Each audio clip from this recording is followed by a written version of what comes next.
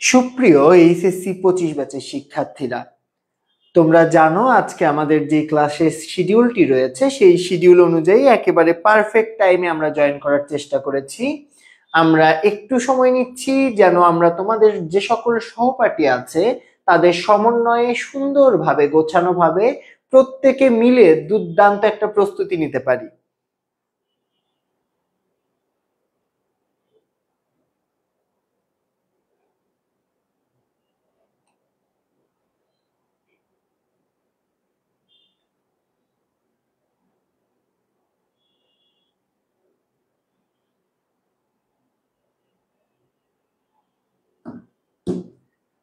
সুপ্রিয় এইচএসসি 25 ব্যাচের শিক্ষার্থী, ইতিহাসের এই যে প্রথম অধ্যায়, যে অধ্যায়টি নিয়ে আজকে আমি তোমাদের সাথে কথা বলবো, ভারতবর্ষে ইউরোপীয়দের আগমন, ইংরেজি আধিপত্য প্রতিষ্ঠা, এই অধ্যায়ে তোমাদের অনেকেরই সমস্যা কাজ করে। আজকের এই ক্লাসে যারা উপস্থিত থাকবে ইনশাআল্লাহ তারা প্রত্যেকে এই অধ্যায় সম্পর্কে একেবারে বিস্তারিত কনসেপ্ট পাবে এবং এই অধ্যায়ের তোমরা এমসিকিউ বলো সিকিউ বলো দুইটি পোর্শনই কিন্তু আমরা বিস্তারিত পড়ব। তার আগে তোমাদের যে কাজটি করতে হবে ভাই আপুরা, একটু কষ্ট করে আমাকে জানিয়ে দাও আমার কথাগুলো তোমরা একেবারে স্পষ্টভাবে শুনতে পাচ্ছ কিনা, আমাদের এই বোর্ডটি তোমরা একেবারে ক্লিয়ারলি দেখতে পাচ্ছ কিনা। সেই সাথে তোমার সাথে পড়া যারা এইচএসসি 25 ব্যাচের শিক্ষার্থী আছে যারা এবছর পরীক্ষা দিবে তাদেরকে একটু তোমরা ইনবক্সে জানিয়ে দাও, তোমরা তাদেরকে মেনশন দিতে পারো, তোমরা এই ক্লাসটি একটু শেয়ার দিয়ে সকলের মাঝে ছড়িয়ে দাও। ইনশাল্লাহ একসাথে আজকে আমরা যে ক্লাসটি করব, আমি তোমাদের গ্যারান্টি দিচ্ছি ইতিহাসে এতদিন তোমরা এই অধ্যায়ে যা কিছু পড়েছো আমি এই স্বল্প সময়ের মধ্যে সামারি করে দিব। এই স্বল্প সময়ের মধ্যে এই অধ্যায়ের বিস্তারিত কনসেপ্ট আমি তোমাদের সাথে শেয়ার করব ইনশাল্লাহ। ওকে, একটু আমাকে বলো। হ্যাঁ, তোমরা অনেকেই কিন্তু আমাকে বারবার বিভিন্ন ক্লাসের কমেন্ট বক্সে গিয়ে কমেন্ট করছিলে, ভাই ইতিহাস ক্লাস হচ্ছে না কেন, ইতিহাস ক্লাস হচ্ছে না কেন। তোমাদের জন্য আমরা ইতিহাস ক্লাস নিয়ে চলে আসলাম। একটু ভাইয়া আপুরা আমাকে জানাও আমার কথাগুলো ক্লিয়ারলি শোনা যাচ্ছে কিনা, একটু তোমরা শেয়ার করে দাও তোমাদের টাইম লাইনে, তোমাদের মেসেঞ্জার গ্রুপ বা হোয়াটসঅ্যাপ গ্রুপে একটু শেয়ার করে দাও। আমরা কিন্তু 500 স্টুডেন্ট হলেই শুরু করব, কারণ দেখা যায় প্রত্যেকবার আগে শুরু করার জন্য পরবর্তীতে এসে কিন্তু জিনিসগুলো রিপিট করতে হয়, তোমাদের ফ্রেন্ড মানে তোমাদের একটা টাইম লস হয়। তো একেবারে 500 স্টুডেন্ট হলেই শুরু করব, 400 হয়ে গেছে, আর একটু শেয়ার করে দাও। কে কে শেয়ার করেছো একটু আমাকে জানিয়ে দাও।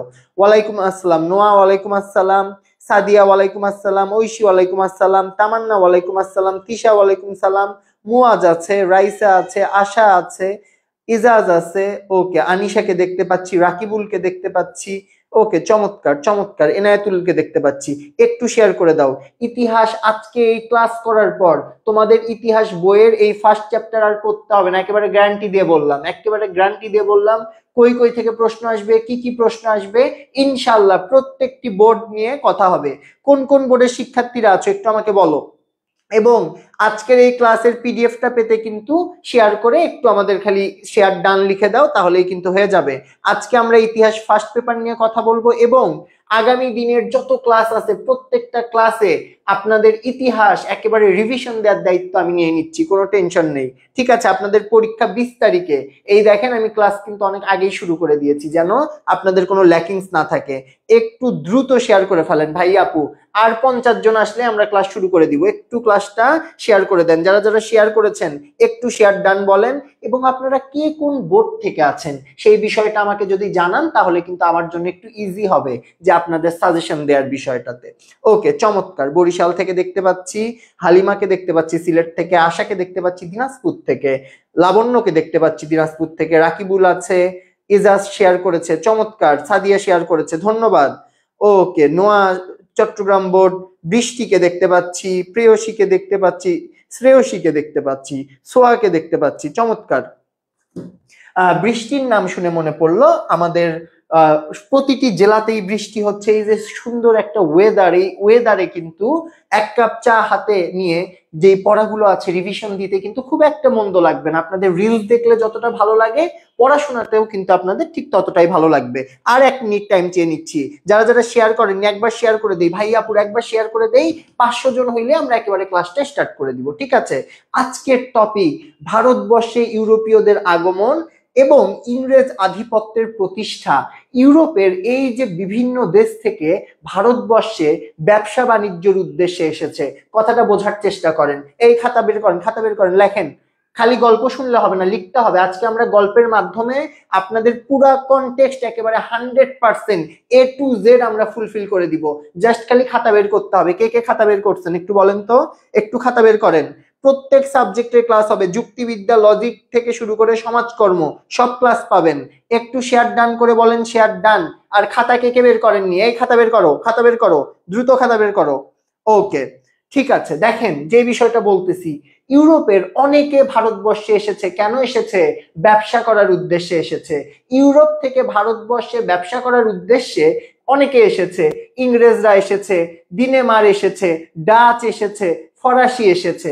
এখন এত মানুষ আসার পরেও কেন ইংরেজরা আধিপত্য বিস্তার করতে সক্ষম হলো, অর্থাৎ সকলের মধ্যে ইংরেজরা কেন সেরা হলো, এই বিষয়টা আমাদেরকে আজকের ক্লাসে আমরা এই বিষয়টা একেবারে ব্যাখ্যামূলক ভাবে জানবো এবং গল্পের তালে তালে জানবো, সিকোয়েন্স মেইনটেইন করে জানবো।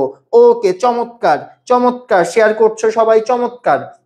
যারা যারা শেয়ার করছো তারা সকলেই কিন্তু স্লাইডটি পেয়ে যাবে, এবং আজকের এই স্লাইডটা যে একবার রিভিশন দিবে এই অধ্যায়ের কিন্তু আর তার কোনো সমস্যা থাকবে না।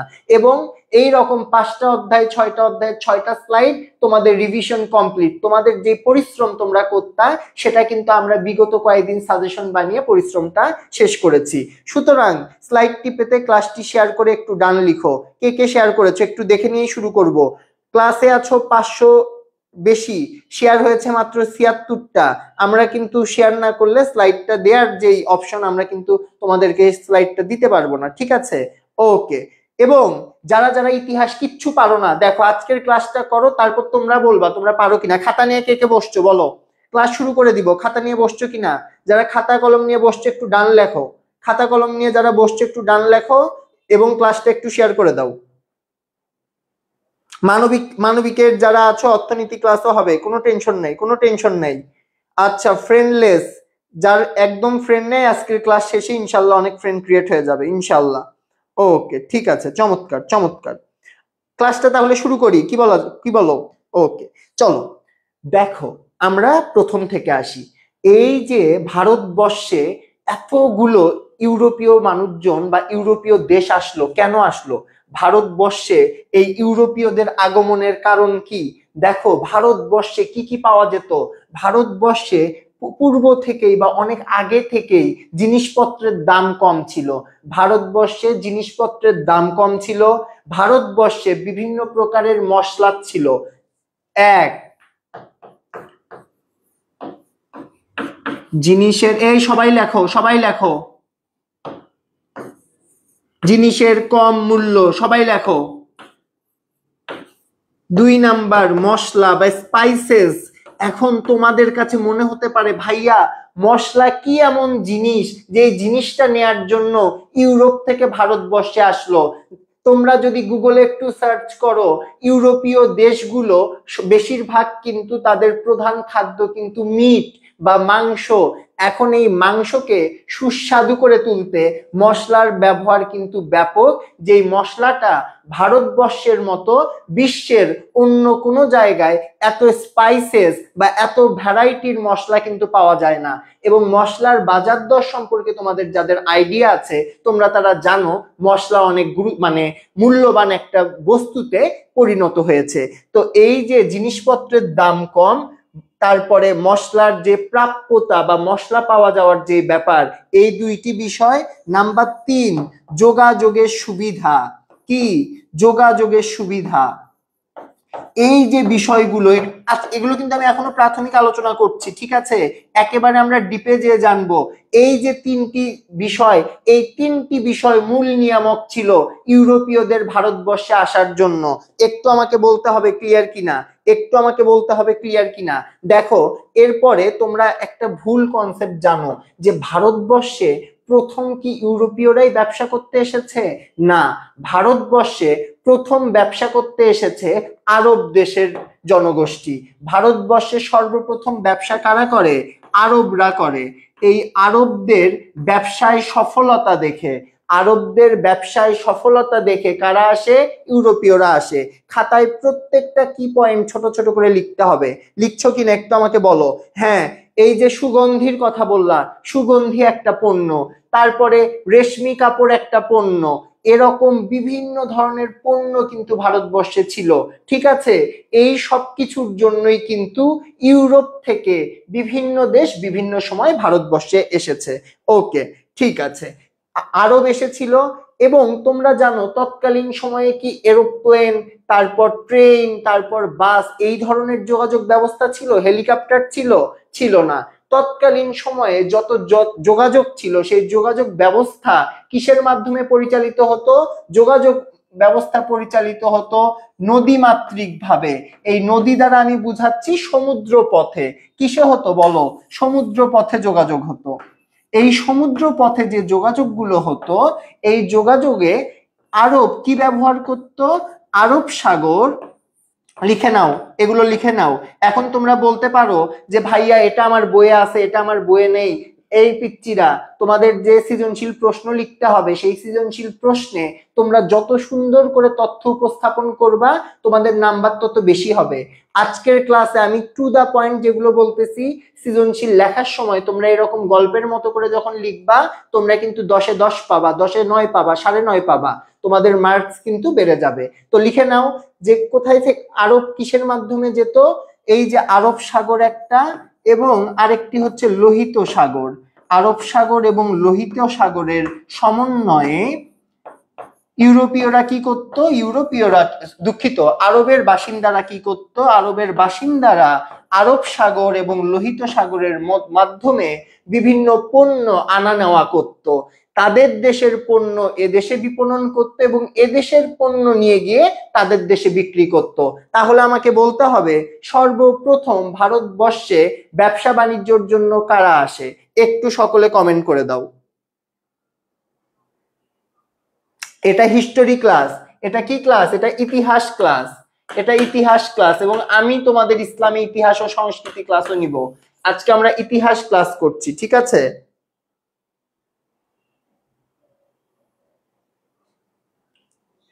আচ্ছা, যারা যারা ক্লাস শেয়ার করোনি এখনো, ভাই পিডিএফটা কি তোমাদের লাগবে না? পিডিএফটা কিন্তু আজকের ক্লাসের খুবই গুরুত্বপূর্ণ। যারা পিডিএফ শেয়ার করে শেয়ার ডান লিখে দিবা তারা প্রত্যেকে কিন্তু আমাদের পক্ষ থেকে পিডিএফটা পেয়ে যাবে। তো দেখো, ভারতবর্ষে সর্বপ্রথম কারা ব্যবসা বাণিজ্যের জন্য আসে? আরবরা আসে। এবং তারা কোন সমুদ্র পথে ব্যবসা বাণিজ্য করত? আরব সাগর এবং লোহিত সাগর। এইটুকু কারা কারা খাতায় লিখেছো একটু আমাকে বলে দাও। ক্লিয়ার? ওকে, ঠিক আছে। তারপরে আসো, এবার এই যে ভারতবর্ষে আরবরা ব্যবসা বাণিজ্য করছে এটা দেখে ইউরোপীয়রা মনে করলো আমাদেরও ব্যবসা বাণিজ্য করা প্রয়োজন, আমরাও এত কম দামে এত ভালো পণ্য কিনতে চাই এবং এই যে ম্যান পাওয়ার, এই ম্যান পাওয়ারকে আমরা কোনোভাবে কাজে লাগানো যায় কিনা সেটা আমরা একটু চেষ্টা করি। এখন এখানে তোমাদের এই বইয়ের বাহিরে গিয়ে ছোট্ট একটা প্রেক্ষাপট তোমাদেরকে আমি মনে করিয়ে দেই। সেটা হচ্ছে এই যে ইউরোপীয়রা, আমরা সব সময় খালি দেখি 1498 সালে ভাস্কো দি গামা কি আবিষ্কার করে? ভাস্কো দি গামা ভারতবর্ষের সাথে ইউরোপের যে সংযোগ স্থল, এই সমুদ্রপথটা আবিষ্কার করে। এটা আমি বিস্তারিত একটু পরে বলবো, জাস্ট এটা তোমাদের কনটেক্সট জানিয়ে রাখতেছি। তো দেখো, তার আগে কি ইউরোপ এবং ভারতবর্ষের রাস্তা ছিল না? হ্যাঁ, তার আগেও ইউরোপ এবং ভারতবর্ষের সমুদ্র পথেই রাস্তা ছিল, কিন্তু তৎকালীন সময়ে মুসলিম এবং খ্রিস্টান, মুসলিম ভার্সেস খ্রিস্টানদের একটা দ্বন্দ্ব চলছিল। এজন্য তারা কি করতে পারেনি, তারা ডাইরেক্ট যে রুট সমুদ্র পথে, সেই রুটটা তারা ব্যবহার করতে পারতো না। এই জন্য বিকল্প একটা রাস্তার প্রয়োজন হয়। এই বিকল্প রাস্তাকে আবিষ্কার করে ভাস্কো দি গামা আবিষ্কার করে। ভাস্কো দি গামা কি করে? ইউরোপ এবং ভারতবর্ষের মধ্যবর্তী সমুদ্র পথ নির্ণয় করে বা নতুন করে আবিষ্কার করে। এটা তোমাদের আমি জানিয়ে রাখলাম। এবার চলো আমরা বইয়ের পড়ায় ফিরে যাই।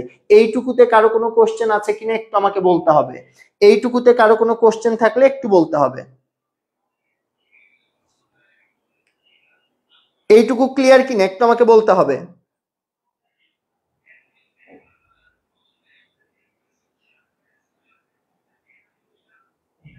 এই পর্যন্ত কি কোনো কোশ্চেন আছে কারো? ওকে, ঠিক আছে। আচ্ছা, এখন এই ইউরোপীয়রা ভারতবর্ষে যে আসে, এটা এই কোশ্চেনটা তোমরা কয় নাম্বারে পাবা? তোমরা একটা গ নাম্বারে কিন্তু এই প্রশ্নটা পাবা। গ নাম্বার প্রশ্ন। এই গ নাম্বার প্রশ্নে যদি এভাবে আসে, ইউরোপীয়রা ভারতবর্ষে কেন আসে, এটা তো ডাইরেক্ট আসবে না, অবশ্যই সৃজনশীল প্রশ্ন, একটা উদ্দীপক থাকবে, সেই উদ্দীপকের সাথে রিলেট করে কিন্তু এই প্রশ্নটা থাকবে। তো প্রশ্নটা যখন এমন হবে, ইউরোপীয়রা কেন ভারতবর্ষে আসে, তোমাদেরকে আমি আগেই বলে দিয়েছি, ইতিহাস বা ইসলামের ইতিহাস, এই প্রশ্নগুলো যখন সৃজনশীলে গ বা ঘয়ে থাকবে, তোমরা যদি পয়েন্ট করে লেখো, তোমরা যদি পয়েন্ট আকারে লেখো, তোমাদের নাম্বার কিন্তু বেশি হবে তুলনামূলক। তাহলে চলো, আমি কিন্তু তোমাদের এই প্রশ্নটা সাজিয়ে দিয়েছি কিভাবে লিখবা। কেন ইউরোপীয়রা ভারতবর্ষে আসে? প্রথম পয়েন্ট, ভারতবর্ষ সম্পর্কে বিভিন্ন ঐতিহাসিক এবং পর্যটকদের বর্ণনায় দেশের কৃষি, বনজ এবং খনিজ সম্পদের উল্লেখ পাওয়া যায়। এখন এটাকে যদি আমি ভেঙে বলি, দেশে তৎকালীন সময় যেহেতু নদীমাতৃক অঞ্চল ছিল, এ কারণে কৃষি এবং বনজ, তার সাথে কিছু খনিজ সম্পদ ভারতে ছিল, যেটি লাভ করার আশায় বা যেটি পাওয়ার আশায় ভারতবর্ষে কিন্তু বিভিন্ন বণিকরা আসতো। একটু খাতায় লিখে নাও, এগুলো প্রত্যেকটা জিনিস একটু খাতায় লিখে নিতে হবে, একটু খাতায় লিখে নাও, ঠিক আছে? তারপরে দেখো, নদীমাতৃক দেশ হিসেবে জমির উর্বরতা ছিল অত্যাধিক এবং জীবনযাপন ছিল সহজ ও সরল। যেহেতু নদীমাতৃক দেশ ছিল, জমি উর্বর ছিল, যে কোনো প্রকার পণ্য খুব ভালো পরিমাণে এখানে কি হতো, চাষাবাদ করা যেত। যার ফলে কি হয়েছে, যার ফলে কিন্তু নদীমাতৃক দেশ হওয়ার কারণে সকলে টার্গেট করেছে যে এই দেশে যেহেতু উর্বর জমি, যে কোনো কিছু চাষ করা যায়, সুতরাং এখানে বাণিজ্য করাটা একটা সেফ জিনিস হবে। এছাড়াও তৎকালীন সময়ে বিভিন্ন দেশের বিভিন্ন পর্যটকের কাজ কি, একটা দেশ থেকে আরেকটা দেশে ঘুরতে যায়, ঘুরতে গিয়ে তারা সেখান সম্পর্কে রিভিউ দেয়। এখন আমরা দেখি না, ট্রাভেল রিভিউয়ার আছে, ফুড রিভিউয়ার আছে। তোমরা রাফসান্দা ছোট ভাইকে চেনো না? যে সে কি করে, বিভিন্ন খাবার খেয়ে খেয়ে বলে এই খাবারটা কেমন। তো তৎকালীন সময়ে একজন পর্যটক যে বিভিন্ন জায়গায় গিয়ে গিয়ে সেই জায়গাটা কেমন, সেই জায়গার মানুষজনের জীবনযাপন কেমন, তাদের খাদ্যাভ্যাস কেমন, তাদের সম্পদ এবং সম্ভাবনা কেমন, এগুলো নিয়ে রিভিউ দিত। এইরকম একজন ব্যক্তি, যিনি কোন দেশের, চীনের। এটা একটু মুখস্থ রাখবা, তোমরা সৃজনশীলে যদি এটা লেখো তাহলে কিন্তু একটা ভালো নাম্বার পাবা। চীন দেশের পর্যটক কি নাম? ফাহিয়েন ও হিউয়েন সাং। কি নাম? ফাহিয়েন এবং হিউয়েন সাং। তারা কি করেছে, বাংলায় অবস্থান কালে, মানে তারা যখন বাংলায় অবস্থান করছিল সে সময় লিখেছে, কি লিখেছে, দেশের মানুষজন ধার্মিক এবং সমৃদ্ধশালী ছিল। সমৃদ্ধশালী বলতে এখানে কি বুঝিয়েছে? তাদের অর্থনৈতিক অবস্থাটা ভালো ছিল। তোমরা কি বুঝতে পারছো ভাইয়াপুরে? একটু আমাকে জানাও, তোমরা ক্লিয়ারলি বুঝতে পারছো কিনা একটু আমাকে জানাও। একটু ওয়েট করো, আমরা বোর্ডের একটু প্রবলেমের জন্য একটু আমরা ইয়ে করছি। ওকে, তো আমরা কি দেখছিলাম? আমরা দেখছিলাম ইউরোপীয়রা কেন ভারতবর্ষে আসে। প্রথমত আমরা ফার্স্ট যে পয়েন্টটা পেলাম, আমরা ফার্স্ট পয়েন্টে পেলাম যে এই দেশের বনজ সম্পদ ছিল, কৃষি সম্পদ ছিল এবং কি ছিল? এদের খনিজ সম্পদ ছিল, যেই জিনিসটার জন্য সকলে ইন্টারেস্টেড হয়েছে। তারপরে দ্বিতীয় যেই বিষয়টা পাইলাম, দ্বিতীয় বিষয়টা হচ্ছে এই দেশ নদীমাতৃক হওয়ার কারণে প্রচুর পরিমাণ উর্বর ছিল, যেহেতু উর্বর ছিল বেশি ফসল হতো। 3 নাম্বার যেই জিনিসটা পেলাম, চীনের 2জন পর্যটক এই দেশে কি করতে আসে? ভ্রমণ করতে এসেছেন। এসে তারা মন্তব্য করেছেন। কি মন্তব্য করেছেন? তারা মন্তব্য করেছেন এদেশের মানুষরা ধার্মিক এবং সমৃদ্ধশালী। যারা সমৃদ্ধশালী বাণিজ্য কিন্তু তাদের সাথেই করা হয়। এজন্য যেহেতু এই দেশের মানুষ ধার্মিক, সুতরাং ব্যবসা বাণিজ্যে তাদের সাথে একটা স্বচ্ছতা থাকবে এবং যেহেতু সমৃদ্ধশালী তাদের কিন্তু ইজিলি তাদের সাথে যে ট্রেডিং, সেই ট্রেডিংটা কিন্তু তাদের সাথে ইজি হবে। ওকে, তারপরে আসো। হ্যাঁ, একজন শেষে জয়েন করে বলছে যে স্যার প্রথম থেকে বুঝান। এখন লেটে জয়েন করলে প্রথম থেকে কেমনে বুঝাবো? না, যারা এমসিকিউ এর সেট কোড এতদিন লেখেননি তারা টেনশন করেন না, ওটা টিচার যখন খাতা পাঠায় তার আগে কিন্তু জিনিসটা সলভ করে দেয়। এবং এখন থেকে মনে রাখবেন অবশ্যই পরীক্ষায় সেট কোড লিখতে হবে। এবং দ্বিতীয় বিষয়, আরেকটা বিষয় কমেন্টে বারবার সকলে জিজ্ঞেস করছেন যে ভাইয়া এসএসসি পরীক্ষার রেজাল্টের এই ধস নামলো, আমাদেরও কি এরকম খারাপ একটা রেজাল্ট হবে কিনা? আপনারা যারা এইচএসসি পরীক্ষার্থী আছেন তাদের কিন্তু এত টেনশন করার কিছু নেই। এসএসসি পরীক্ষার রেজাল্ট খারাপ হয়েছে এটা যেমন সত্যি, তেমনি এইচএসসি পরীক্ষাতে আপনাদেরও যে এত খারাপ হবে ব্যাপারটা কিন্তু এমন না। আপনারা ভয় পাওয়ার কিছু নাই, ঘাবড়িয়ে যাওয়ার কিছু নেই। আপনারা নর্মাল থাকেন, পড়াশোনা করেন, সৃষ্টিকর্তাকে ডাকেন, সবকিছু মিলায়ে আপনার মেন্টাল হেলথ যত ভালো থাকবে আপনার পরীক্ষা তত ভালো হবে। সুতরাং প্রতিদিন নামাজ কালাম পড়বেন, পরিশ্রম করবেন, পরীক্ষা ভালো হবে অটোমেটিক। এই জিনিসগুলা অটোমেটিক। পরীক্ষা দিচ্ছেন না আপনারা, আইসিটি পরীক্ষা দিচ্ছেন না, বিষয়গুলা বাইনারি, 1 আর 2 মানে 0 আর 1 দিয়ে অপারেট করবে সবকিছু। পরিশ্রম করবেন, ভালো ফল হবে, পরিশ্রম করবেন না, খারাপ করবেন। That's it, as simple as that. চলেন, যেটা বলছিলাম, চীনের 2জন পর্যটক, কি নাম? ফাহিয়েন অ্যান্ড সেকেন্ডটা হিউয়েন সাং। এই 2জন কি কমেন্ট করেছেন? যে দেশের লোকজন ধার্মিক এবং সমৃদ্ধশালী ছিল, সুতরাং এখানে ট্রেডিং জিনিসটা খুব ইজি হবে। তারপরে আসেন পারসিক পর্যটক বা পারস্য থেকে যে পর্যটক এসেছেন, ভদ্রলোকের নাম আব্দুর রাজ্জাক, বিজয়নগর সম্পর্কে লিখেছেন যে সেখানকার অধিবাসীরা মণি মুক্তা অলংকার হিসেবে ব্যবহার করত। অ্যান্ড একটা কান্ট্রি পিপল যারা কি ইউজ করে, মণি মুক্তা, জহরাত, সোনা এগুলোকে অলংকার হিসেবে ব্যবহার করে, তাদের সাথে কিন্তু ট্রেডিং বা বেচা কেনা করাটা লাভজনক, কিংবা সেখানে একটা সমৃদ্ধশালী একটা ফেস কিন্তু সেখানে ফুটে ওঠে। সুতরাং সবকিছু মিলিয়ে এই কারণগুলো কিন্তু কি করে, ইউরোপের মানে ভারতের প্রতি ইউরোপীয়দের একটা মোহ কিংবা একটা বাসনা তৈরি করে। এইগুলো আমরা কি বলতেছি? এইগুলো আমরা বলতেছি ইউরোপীয়রা কেন ভারতবর্ষে আসে। এবং আপনাদের সৃজনশীল প্রশ্নের গ নাম্বারে এটা কিন্তু আপনারা পাবেন, আমি কিন্তু এটা বারবার বলতেছি। যারা মনোযোগ দিচ্ছেন না বা লিখে নিচ্ছেন না তারা কিন্তু জিনিসগুলা মানে খুব বেশি মিস করবেন বা পরীক্ষায় আসার পর ভাববেন। এবং ক্লাসে যারা এখনো রিয়াক্ট দিচ্ছেন না, কমেন্ট করছেন না, শেয়ার করছেন না, তারা একটু কিন্তু ক্লাসটা শেয়ার করে দেন। আজকের ক্লাসের স্লাইড যদি পেতে চান ক্লাসটা শেয়ার করে একটা ডান লিখে দেন। চলেন, মরক্কোর বিখ্যাত পর্যটক কি? Ibn Battuta. মরক্কোর বিখ্যাত পর্যটক ইবনে বতুতা বাংলায় অবস্থানকালে লিখেছেন, পৃথিবীর কোথাও এত প্রচুর এবং সস্তা খাদ্যদ্রব্য দেখা যায়নি। যে দেশে ফসল বেশি হবে সেই দেশে খাদ্যদ্রব্যের দাম কম হবে।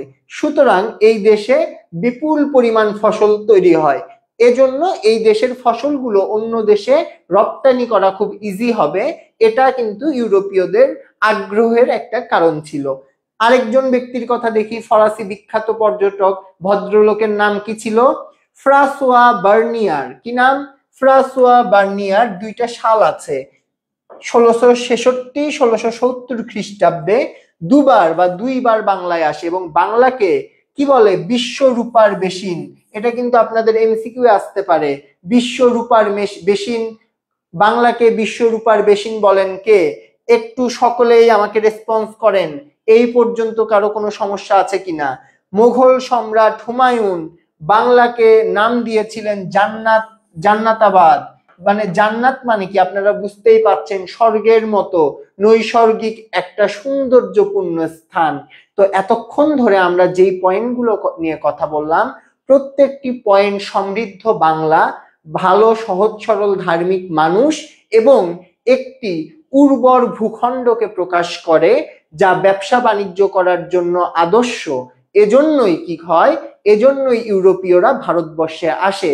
আপনার পরীক্ষায় যদি প্রশ্ন আসে ইউরোপীয়রা কেন ভারতবর্ষে আসে, কে কে পারবেন একটু আমাকে বলেন। ইউরোপীয়রা কেন ভারতবর্ষে আসে এটা কে কে পারবেন একটু আমাকে বলে দেন। ওকে, ঠিক আছে। এটা ইতিহাস ক্লাস। এই যে 2 দিন পর আপনারা এইচএসসি পরীক্ষা দিবেন ভাইয়া পুরা, আপনারা এখনো যদি টপিক দেখে না বোঝেন কোনটা ইতিহাস কোনটা ইসলামী ইতিহাস, এটা কিন্তু খুব অ্যালার্মিং জিনিসটা। এই জিনিসটা খুব চিন্তার, হতাশার, ভয়ের। ঠিক আছে, এখন যেটুকু সময় আছে মনোযোগ দেন, এখনো সময় আছে। ঠিক আছে, এখনো সময় আছে।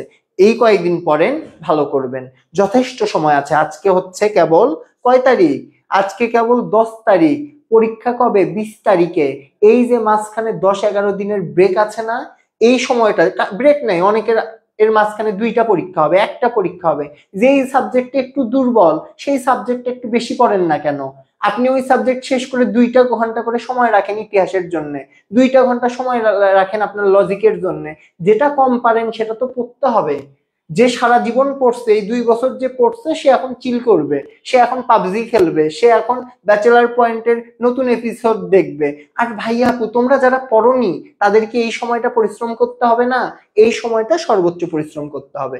ওকে, তাহলে আশা করি 3 নাম্বার, এই যে বললাম 3বার বললাম এটা পরীক্ষায় আসবে, আপনারা কিন্তু মার্ক করে রাখেন। তারপরে আসেন, এই যে ভদ্রলোকের কথা বলবো, ভাস্কো দা গামা, যার কথা আমরা আগেই বলেছি। কোন কোন বইয়ে দা এভাবে লেখা আছে, কোন কোন বইয়ে ডয়াকার লেখা আছে, কোন কোন বইয়ে দয়জফলা আকার আছে। ভাস্কো দা গামা ভদ্রলোক কি করেছেন? ভদ্রলোক একজন পর্তুগিজ অনুসন্ধানকারী, যিনি কি অনুসন্ধান করে বের করেছেন? যিনি প্রথম 15 শতাব্দীতে, কত শতাব্দীতে? পুরা লাইন লেখেন।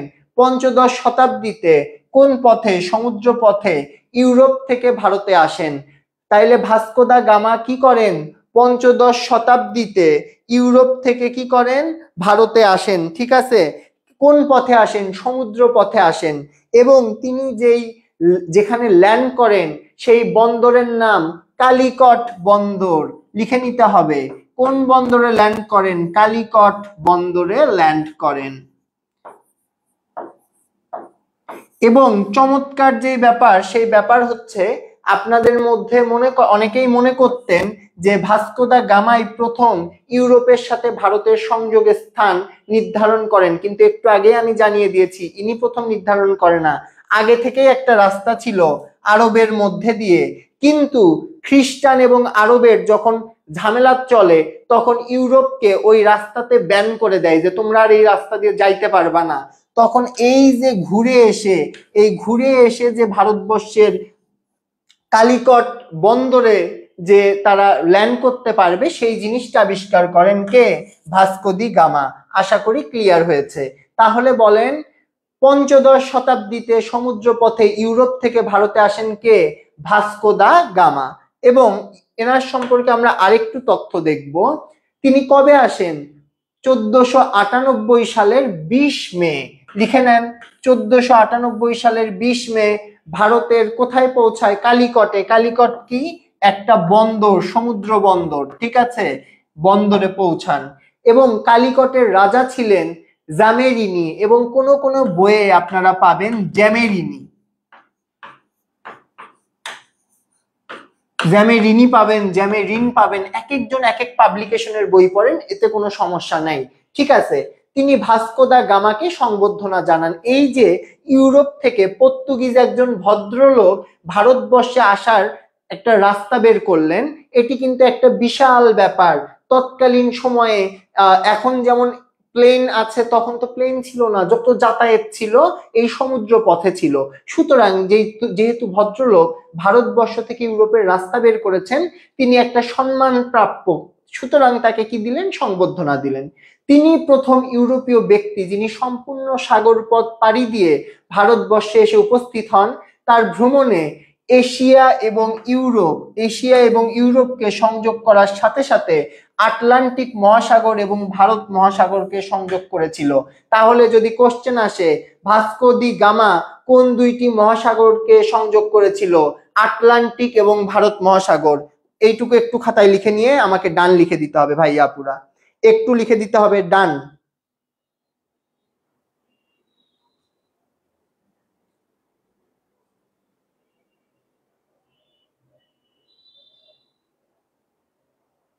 একটু লিখে একটু ডান বলে দেন, ঠিক আছে? যারা যারা লিখেছেন একটু ডান বলে দেন। ওকে, যারা শেয়ার করছেন চমৎকার, তাদেরকে অসংখ্য অসংখ্য ধন্যবাদ। আচ্ছা, একটু লিখে দেন, একটু লেখেন, লিখে আমাকে বলে দেন যে লিখেছি।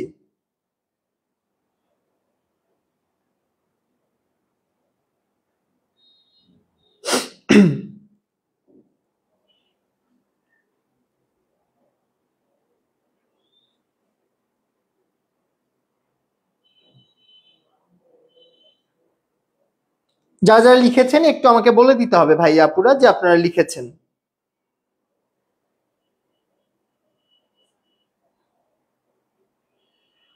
ওকে, কি কোশ্চেন করেছেন একজন?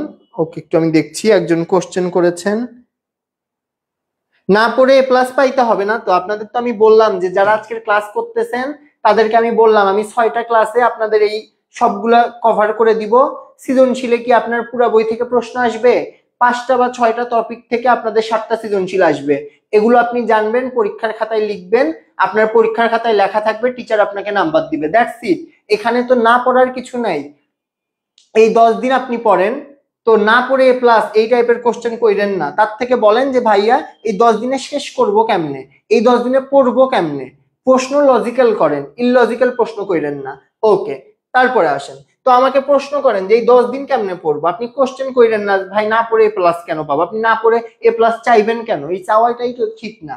ওকে, তারপরে দেখেন, যেহেতু ভাস্কো দি গামা ভদ্রলোক, তিনি কি করলেন, ইউরোপ থেকে এই ভারতবর্ষের যে রাস্তা, সেই রাস্তাটা তিনি কি করলেন, আবিষ্কার করলেন। সুতরাং বুঝতেই পারছেন যে যিনি এই রাস্তাটা আবিষ্কার করলেন তার এলাকার মানুষজনই কিন্তু বাণিজ্যের সুবিধাটা সর্বপ্রথম নিবে। সুতরাং ভাস্কো দি গামা কি ছিলেন, পর্তুগিজ। সুতরাং ভারতবর্ষে প্রথম বাণিজ্যের উদ্দেশ্যে কারা আসে?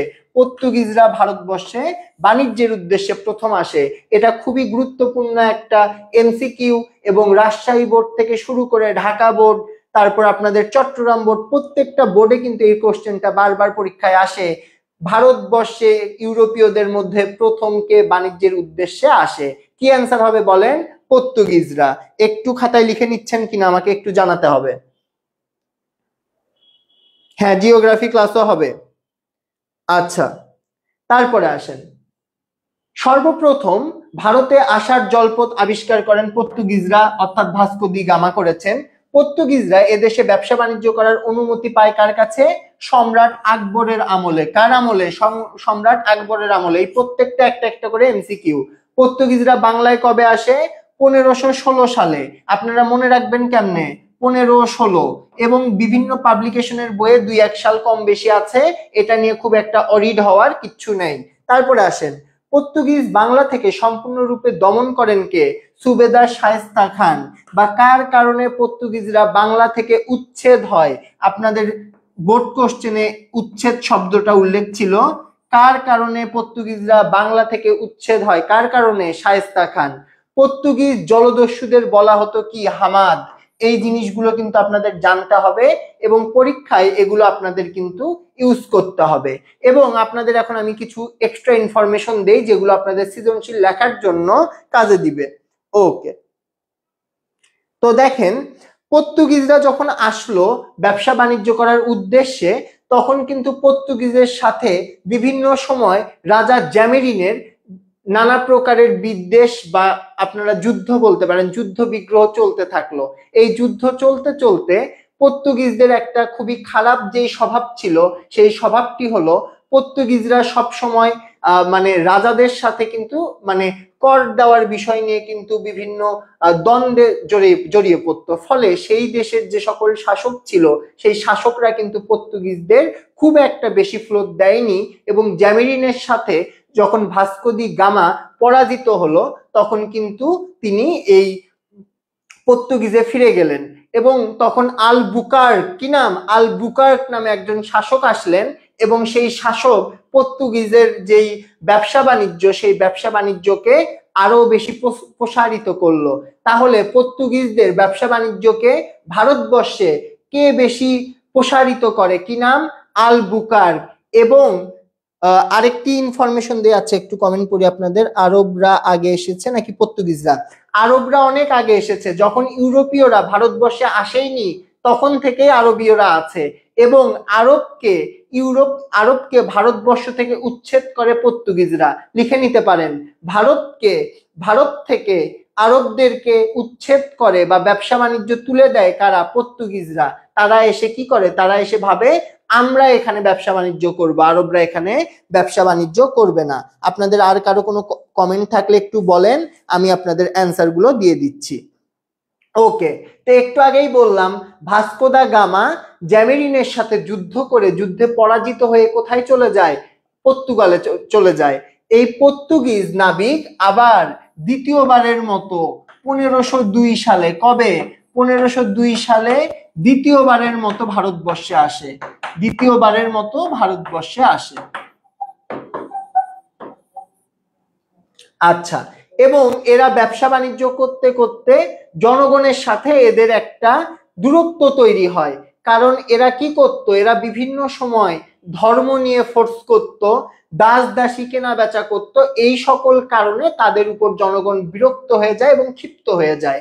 এবং এক পর্যায়ে কিন্তু সুবেদার শায়েস্তা খান তাদেরকে কি করে? ভারতবর্ষ থেকে বিতাড়িত করে। এরপরে কারা আসলো? এরপরে আসলো ওলন্দাজরা। ওকে, এই যে দেখেন, ওলন্দাজদেরকে কি বলা হয়? ডাচ বা ওলন্দাজ। ওলন্দাজদের আরেকটা নাম কি? ডাচ। তো প্রশ্নে ডাচ অথবা ওলন্দাজ দেখলে আপনাদের কিন্তু কনফিউজ হওয়ার কিছু নেই। বর্তমানে যেটা নেদারল্যান্ড, তৎকালীন যেটা হল্যান্ড ছিল, কি নাম? হল্যান্ড ছিল, সেটার নামই কি? সেটার নামই ডাচ বা ওলন্দাজ।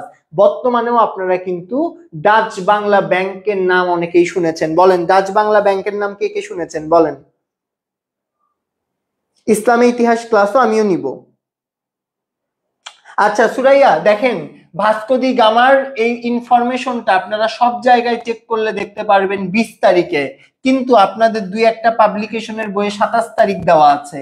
তো আপনারা যদি গুগলে চেক করেন কিংবা ইতিহাসের বিভিন্ন বই দেখেন, সবগুলোতে ইভেনচুয়ালি উইকিপিডিয়াতেও আপনার 20 তারিখই দেওয়া আছে, কিন্তু আপনাদের দুই একটা পাবলিকেশনের বইয়ে 27 তারিখ দেওয়া আছে। তো এই দুইটাই আপনারা একটু নলেজে রাখেন। পরীক্ষার কোশ্চেনে যদি আসে আপনাদের বইয়েরটাকে আপনারা প্রাধান্য দেওয়ার চেষ্টা করবেন। ওকে, চমৎকার। ডাচ বাংলা ব্যাংকের নাম কে কে শুনেছেন? বলেন। আচ্ছা, এখন দেখেন এরা কিন্তু বাণিজ্য কুঠি নির্মাণ করত। কোথায় কোথায় করেছে? বাণিজ্য কুঠি বলতে কি বোঝায়?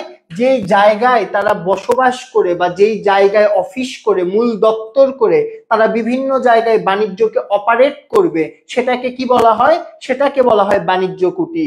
এবং এই ডাচরা চুচুড়া এবং বাঁকুড়া এই দুইটা জায়গায় কি করে? তাদের বাণিজ্য কুঠি নির্মাণ করে। এবং পর্তুগিজদের পর বাণিজ্যের জন্য কারা এসেছে? এই প্রশ্নটা যদি আসে যে পর্তুগিজের পর বাণিজ্যের জন্য বাংলায় কারা আসে? কারা আসে? ওলন্দাজরা কিন্তু পর্তুগিজদের পরে আসে এবং এদের বর্তমান নাম নেদারল্যান্ড, তৎকালীন নাম ছিল হল্যান্ড। পর্তুগিজদের পর্তুগিজ আরেকটা কোশ্চেন পরীক্ষায় আসে, সরি এটা একটু আমি স্কিপ করেছি, আপনাদের খ নাম্বারে আসতে পারে, এটা খ নাম্বারে আসে, খ নাম্বারে প্রশ্ন আসে পর্তুগিজদের কেন উচ্ছেদ করা হয়।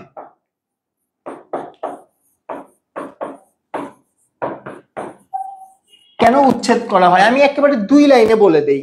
পর্তুগিজদের উচ্ছেদ করার কারণ মেইনলি দুইটা। এক হচ্ছে তারা কি ধর্মের ছিল, খ্রিস্ট ধর্ম বা খ্রিস্টান ধর্মের পালনকর্তা ছিল।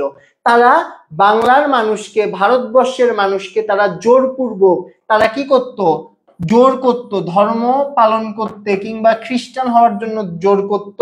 দ্বিতীয়, তারা দাস দাসী কেনা বেচা করত, দাস দাসী কেনা বেচা করত এবং তাদের বিভিন্ন কর্মচারী বা সৈনিকরা এদেশের যে মেয়ে আছে তাদেরকে বর্তমান ভাষায় যদি আমরা বলি ইফটিজিং করত, যার ফলে তাদের বিভিন্ন সময় শাস্তি হয়েছে এবং এক পর্যায়ে তাদেরকে কিন্তু উচ্ছেদ করে দেওয়া হয়েছে। তাহলে পর্তুগিজদের কেন উচ্ছেদ করা হয় যদি বলা হয় তাহলে কি বলবেন, তারা খ্রিস্টান ধর্ম প্রচার করত এবং এই খ্রিস্টান ধর্মে রূপান্তরিত হওয়ার জন্য তারা কি করত, প্রেশারাইজ করত, চাপ প্রয়োগ করত।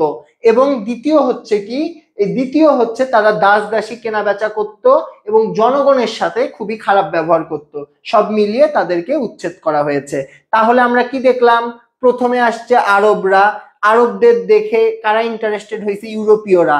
ইউরোপীয়দের মধ্যে ভাস্কো দি গামা সর্বপ্রথম কি করেন 1498 সালে, কি করলেন, ভারতের সাথে কি করলেন, ইউরোপের একটা সংযোগ পথ স্থাপন করলেন। এবং আমরা যদি এটা আরেকটু অন্যভাবে বলি, ভারত মহাসাগরের সাথে আটলান্টিক মহাসাগরের একটা সংযোগ স্থল নির্মাণ করলেন। তার পরবর্তীতে তারা কি করলো, পর্তুগিজরা এদেশে ব্যবসা বাণিজ্যের উদ্দেশ্যে আসলো। পর্তুগিজরা এদেশে ব্যবসা বাণিজ্য করতে করতে তারা খ্রিস্ট ধর্ম প্রচার করতে গিয়ে দেশের জনগণের উপর নির্যাতন করলে তাদেরকে সুবেদার শায়েস্তা খান কি করেন, এখান থেকে উচ্ছেদ করে দেন। তারপর আসে ওলন্দাজ কিংবা ডাচরা। তৎকালীন হল্যান্ড এবং বর্তমান নেদারল্যান্ডের নাম ছিল ডাচ বা ওলন্দাজ। পর্তুগিজদের পর কারা আসে, পর্তুগিজের পর ডাচরা আসে। তারা কবে আসে, 1630 সালে আসে এবং বাঁকুড়া এবং চুঁচুড়া, কি নাম, বাঁকুড়া এবং চুঁচুড়া এই দুইটা জায়গায় তারা কি করে, বাণিজ্য কুঠি স্থাপন করে। এই যে আমি যতটুকু বললাম এইটুকুর মধ্যে আপনাদের অন্তত একটা সৃজনশীল পরীক্ষায় যদি প্রশ্ন আসে লিখতে পারবেন এবং এই পয়েন্টগুলো আপনাদের একটু মনে রাখতে হবে।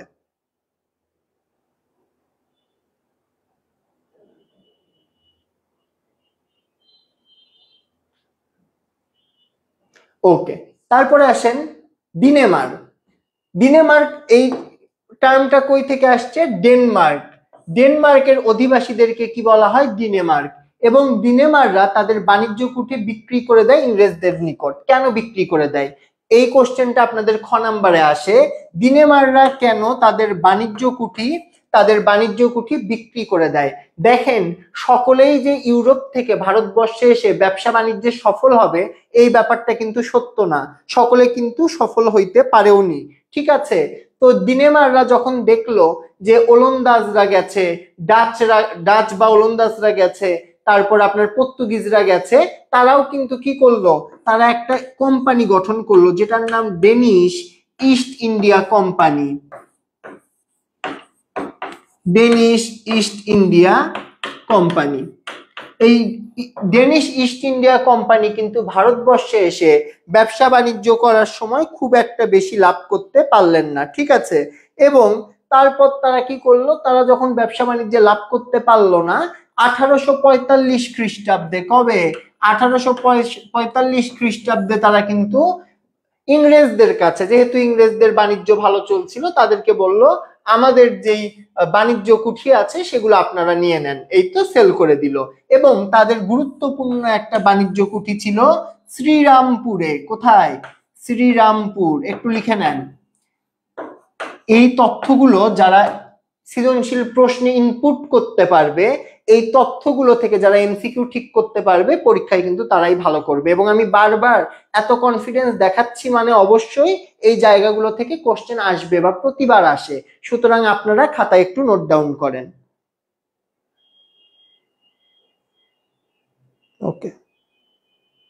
এটা আমরা প্রথম অধ্যায় পড়ছি ভাইয়া, পুরো আমরা ইতিহাসের প্রথম অধ্যায় পড়ছি। ওকে, এই পর্যন্ত ক্লিয়ার কিনা একটু আমাকে বলেন, ডেনমার্কের এই ইনফরমেশন পর্যন্ত ক্লিয়ার কিনা? ওকে, তারপর দেখেন ফরাসিদের আগমন।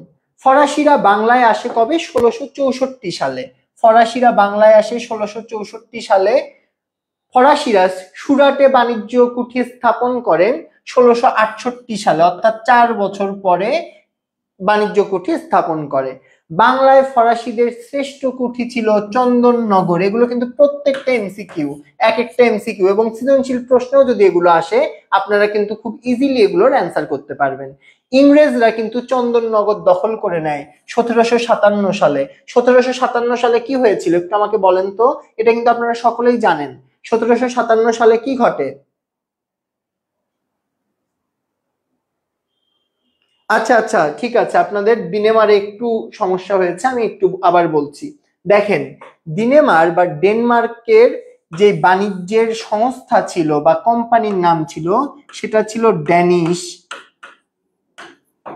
সেটা ছিল Danish east India company. East India company. এবং এরা ব্যবসা বাণিজ্যে খুব একটা ভালো লাভ করতে পারেনি। তাদের দুইটা বাণিজ্য কুঠি ছিল, তারা সেটা ইংরেজদের কাছে কি করে দেয়? বিক্রি করে দেয়, ঠিক আছে। এবং এই যে বাণিজ্য কুঠিটা বিক্রি করে দেয়, এটা কবে করে দেয়? 1845 সালে তারা তাদের বাণিজ্য কুঠিটা বিক্রি করে দেয় কাদের কাছে? ইংরেজদের কাছে। এবং তাদের যে দুইটা বাণিজ্য কুঠি ছিল তার মধ্যে একটা খুব ফেমাস ছিল, সেটা কোথায় অবস্থিত ছিল? শ্রীরামপুরে।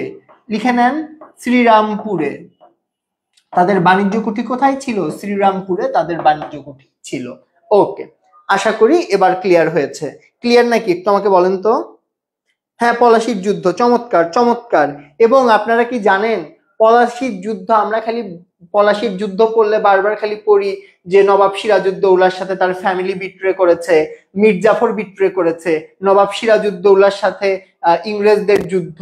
কিন্তু এগুলোর পিছনে আরেকটা খুব ইম্পর্টেন্ট বিষয় আছে, সেটা হচ্ছে ফরাসিদের বাণিজ্য কুঠি যখন ইংরেজরা দখল করলো, সেই জিনিসটার যখন নবাব সেটার বিপক্ষে অবস্থান নিল, এটা কিন্তু অন্যতম একটা কারণ পলাশি যুদ্ধ হওয়ার, যে ফরাসিদের সাথে ইংরেজদের যুদ্ধ এক পর্যায়ে নবাবের সাথে ইংরেজদের যুদ্ধে পরিণত হলো। এই ব্যাপারটা তো আমি আসতেছি একটু। ওকে, আপনারা একটু ধৈর্য ধরেন, একেবারে সবটা ক্লিয়ার হয়ে যাবে ইনশাল্লাহ। আচ্ছা, ইউরোপীয়দের মধ্যে সর্বশেষ ভারতবর্ষে আসে কারা? ফরাসিরা। একটু লিখে নেন, ইউরোপীয়দের মধ্যে সর্বশেষ ভারতবর্ষে আসে কারা? ফরাসিরা।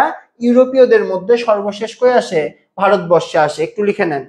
উপমহাদেশের উপমহাদেশের প্রথম ইউরোপীয় সাম্রাজ্য স্থাপনের চেষ্টা করেছিল কারা? ফরাসিরা। উপমহাদেশে প্রথম ইউরোপীয় সাম্রাজ্য স্থাপনের চেষ্টা করেছিল ফরাসিরা।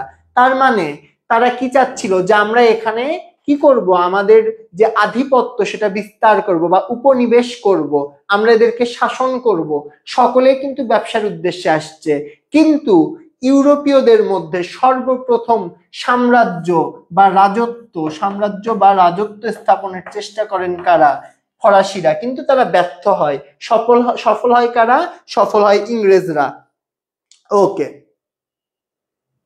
আচ্ছা, তারপরে আসেন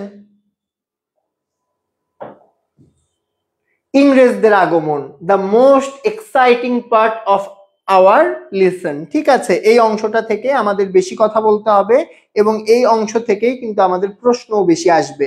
এই পর্যন্ত কি ক্লিয়ার হয়েছে কিনা একটু বলেন? এই পর্যন্ত ক্লিয়ার হয়েছে কিনা একটু আমাকে বলেন। এখন দেখেন, যখন পর্তুগিজরা, ডিনেমাররা, এরা সবাই ব্যবসা বাণিজ্য করছে, ইংরেজরাও তো অ্যাডভান্স, তারাও মনে করছে আচ্ছা সবাই যখন ওখান থেকে লাভ করছে আমিও তাহলে লাভ করি। তারা কি করলো? তারা 1600 সালে রানী এলিজাবেথ, তৎকালীন রানীর নাম কি ছিল? মহারানী মেইনলি এলিজাবেথের কাছে রানী এলিজাবেথ তাদেরকে বাণিজ্যের পারমিশন দিল।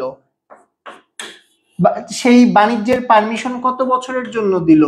15 বছর। এই প্রত্যেকটা ইনফরমেশন আপনাদের এমসিকিউ অ্যাজ ওয়েল অ্যাজ এগুলো আপনারা সৃজনশীলে কিন্তু ইউজ করতে পারেন, এগুলো আপনাদের সৃজনশীলের জন্য ইউজফুল। অলরাইট, হ্যাঁ হ্যাঁ সবই বুঝাবো ভাইয়া, পুরা সবই বুঝাবো, কোনো সমস্যা নেই।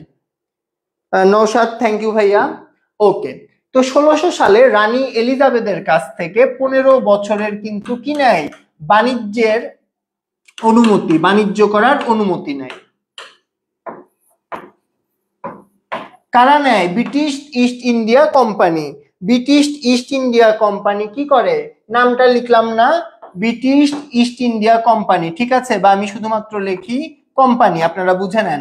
ব্রিটিশ ইস্ট ইন্ডিয়া কোম্পানি 15 বছরের জন্য কত সালে, 1600 সালে রানী এলিজাবেথের কাছে পারমিশন নিল যে মহারানী আমরা ওখানে এই দেশটাতে অপারেট করতে চাই, বাণিজ্য করতে চাই, সেজন্য একটা পারমিশন চাইলো এবং 1600 সালে তারা 15 বছরের জন্য সেটি কিন্তু পেয়ে গেল।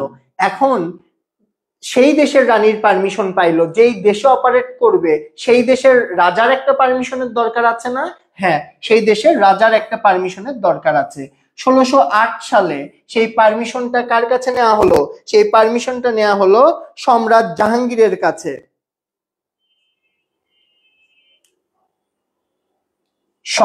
আচ্ছা, একটু আমি উপরেরটা একটু মিশাই দিব, আপনাদের কি হয়েছে উপরের অংশ মিশাই দিব?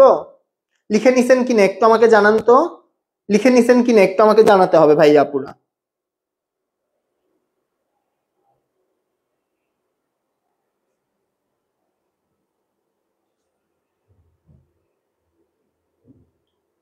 আচ্ছা, 16 বছর না সোহা, 15 বছরের জন্য পারমিশন নিয়েছে। কত বছর? 15 বছর। আচ্ছা, তারপরে 1608 সালে সম্রাট জাহাঙ্গীরের কাছে, কোন সম্রাট? জাহাঙ্গীর, সম্রাট জাহাঙ্গীরের কাছে এদেশে এসে পারমিশন নেয়।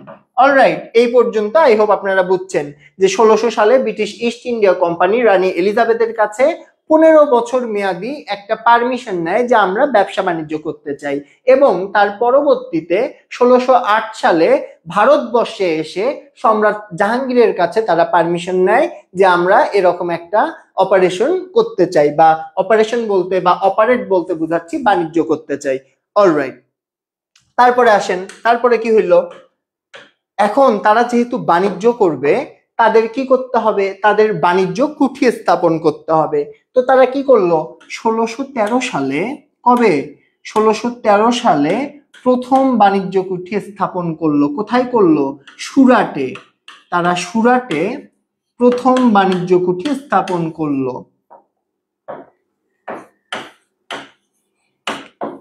এই প্রশ্নটা পরীক্ষায় প্রতিবার আসে, কোনো না কোনো বোর্ডে আসে যে প্রথম বাণিজ্য কুঠি কোথায় স্থাপন করে ব্রিটিশরা, কোথায় করে? সুরাটে করে। কবে? 1613 সালে। তারপরে আসেন, তারপরে তারা কিন্তু আস্তে আস্তে বিভিন্ন ভাবে কিন্তু তাদের যে বাণিজ্য কুঠি আছে সেটি কিন্তু বিস্তার করতে শুরু করলো। আচ্ছা, এরপরে একটা ইন্টারেস্টিং ঘটনা ঘটলো, এই যে আমরা যৌতুক প্রথার বাহিরে কথা বলি, সেই যৌতুক প্রথার একটা ব্যাপার কিন্তু ভারতবর্ষে ঘটলো। তৎকালীন সময়ে কিন্তু ইংরেজ এবং ফরাসি ইংরেজ এবং ফরাসি এই দুই গ্রুপই কিন্তু ভারতবর্ষে একসাথে ব্যবসা বাণিজ্য করছে। এই একসাথে ব্যবসা বাণিজ্য করতে গিয়ে তাদের কিন্তু বিভিন্ন সময় যুদ্ধ হয়েছে, তার মধ্যে অন্যতম একটা হচ্ছে কর্ণাটকের যুদ্ধ, যে যুদ্ধটা 3বার হয়েছে। এগুলো নিয়ে আমি কথা বলবো, এই টপিকটা কেন তুললাম সেটা আগে বলি। ওকে, দেখেন এর মধ্যে কিন্তু পর্তুগিজ একজনের সাথে, মানে ইংরেজ এবং পর্তুগিজের মাঝখানে একটা ঘটনা ঘটলো, ইংরেজদের মাঝখানে এবং পর্তুগিজদের মাঝখানে একটা ঘটনা ঘটলো। তৎকালীন সময়ে ইংল্যান্ডের রাজা চার্লস কি করলেন, একজন পর্তুগিজ নারীর সাথে বিবাহ বন্ধনে আবদ্ধ হলেন, এবং যেহেতু পর্তুগিজ নারীর সাথে বিবাহ বন্ধনে আবদ্ধ হলেন, সেই নারীর নাম ছিল ক্যাথেরিন। কি ছিল? ক্যাথেরিন। এই যেহেতু বিবাহ বন্ধনে আবদ্ধ হলো, এখন চার্লসকে তো একটা গিফট দিতে হয়। চার্লসকে সেজন্য তৎকালীন সময়ে একটা অঞ্চলের জমিদারি যৌতুক হিসেবে দেওয়া হলো। সেই অঞ্চলের নাম কি? বোম্বাই। সেই অঞ্চলের নাম বোম্বাই। তার মানে কি বললাম, ইংল্যান্ডের রাজা চার্লস ইংল্যান্ডের রাজা চার্লসের সাথে পর্তুগিজ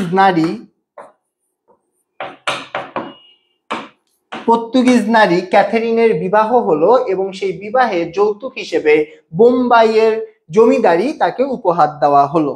ওকে, এই বিষয়টাও আপনাদের দেখিয়ে দিলাম।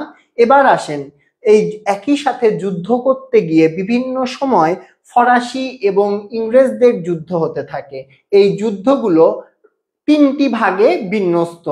কর্ণাটকের যুদ্ধ একটা, তারপরে আপনার দ্বিতীয়, তারপর তৃতীয়, মানে তিনটা যুদ্ধ হয়, কিন্তু আমরা আপনাদের বই অনুযায়ী পড়বো দুইটা যুদ্ধ নিয়ে। অলরাইট, একটু দেখি আপনাদের কোনো কোশ্চেন আছে কিনা।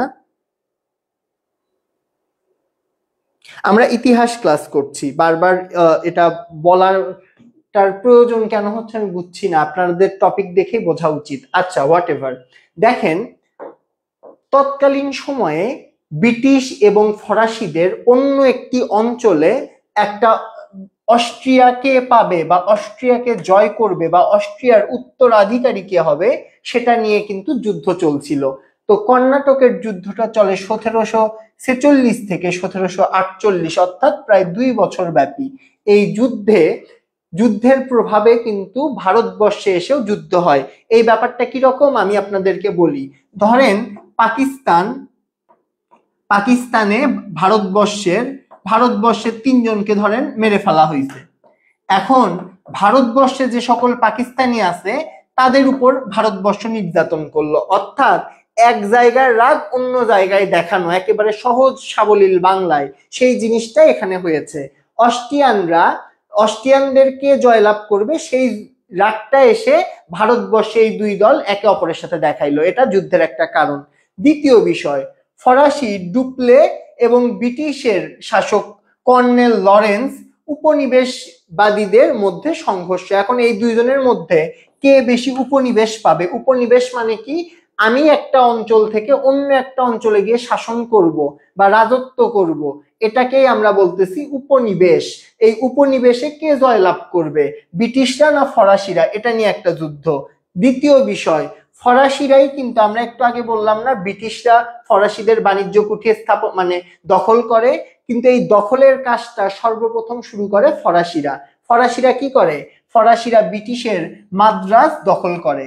ব্রিটিশদের মাদ্রাজ দখল করে কে? ফরাসিরা।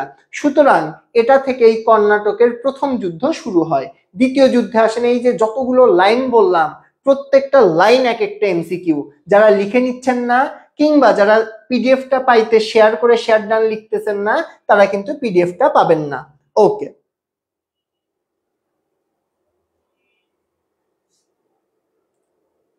একজন কমেন্ট করেছেন, মেয়েরা সবাই ইনবক্সে আসো। কেন ভাই, তুমি কি বাসের হেল্পার, মেয়েদের বাসের হেল্পার?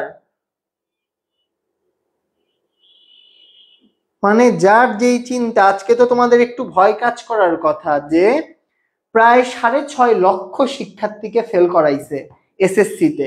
সেই সাথে যিনি শিক্ষা উপদেষ্টা তিনি বলেছেন এখন থেকে এইচএসসিতে কোনো মার্চি করা হবে না, যে যেমন নাম্বার পাবে তাকে তেমন নাম্বার দেওয়া হবে। আগে 78 পাইলে 80 করে দিত, আগে 30 পাইলে 33 করে পাস করে দিত।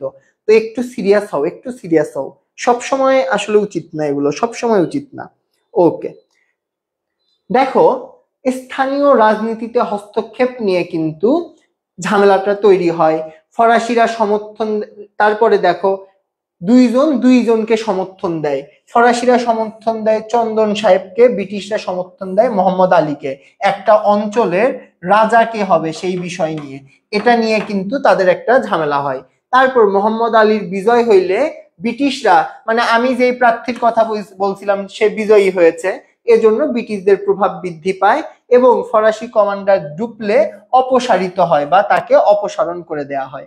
ওকে, এবার আসো আমাদের ক্লাসের মেইন যেই পার্ট, আমাদের ক্লাসের মেইন পার্টে আমরা চলে যাই। এই যে দেখো, ইংরেজদের সাফল্যের কারণ এতক্ষণ থেকে আমরা দেখতেছিলাম। এতক্ষণ আমরা কি দেখলাম? এতক্ষণ আমরা কিন্তু দেখলাম যে কেন, এই যে যারা যারা এসেছে তারা কেন এসেছে, কেন চলে গেছে, এগুলো।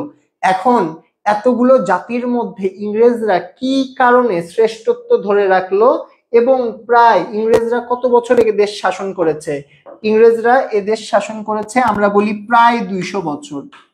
200 বললে আমরা প্রায় বলি, আর আমরা অ্যাকুরেটলি বললে বলি 190 বছর। যে 190 বছরের মধ্যে 100 বছর শাসন করেছে কোম্পানি এবং 90 বছর শাসন করেছে ব্রিটিশ সরকার। এবং তোমরা যখন তৃতীয় অধ্যায় পড়বা তোমরা জানতে পারবা এই 100 বছর ছিল মানে বাঙালিকে বা ভারতবর্ষকে শোষণের, এবং বাকি যে 90 বছর, এই 90 বছরে কিন্তু তারা বা ব্রিটিশ সরকার বিভিন্নভাবে কিন্তু অবকাঠামোগত যে উন্নয়ন সেগুলো করার তারা প্রচেষ্টা করেছে। চলো আমরা চলে যাচ্ছি পরের কোশ্চেনে, এবং ঘ নাম্বারের কোশ্চেনে অবশ্যই অবশ্যই এই কোশ্চেনটা আসবে, ইংরেজদের সাফল্যের কারণ। একটু খাতায় লিখে নাও যে ঘ নাম্বার প্রশ্নে কিন্তু এটা আসবে, ইংরেজদের সাফল্যের কারণ, যে ইংরেজরা কেন বাকিদের তুলনায় বেশি সফল হলো বাণিজ্য ক্ষেত্রে এবং শাসন ক্ষেত্রে। একটু লিখে নাও।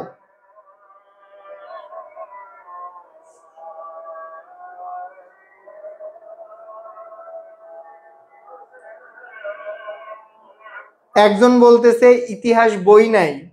মাশাআল্লাহ ভাইয়া, তুমি এইচএসসি 26 কিংবা তোমার যদি মন চায় তুমি এইচএসসি 27-28 এর সাথেও চলে যেতে পারো, কোনো সমস্যা নেই। প্রিপারেশন নিয়ে বই কিনে আস্তে ধীরে ক্লাসের দিকে আসো।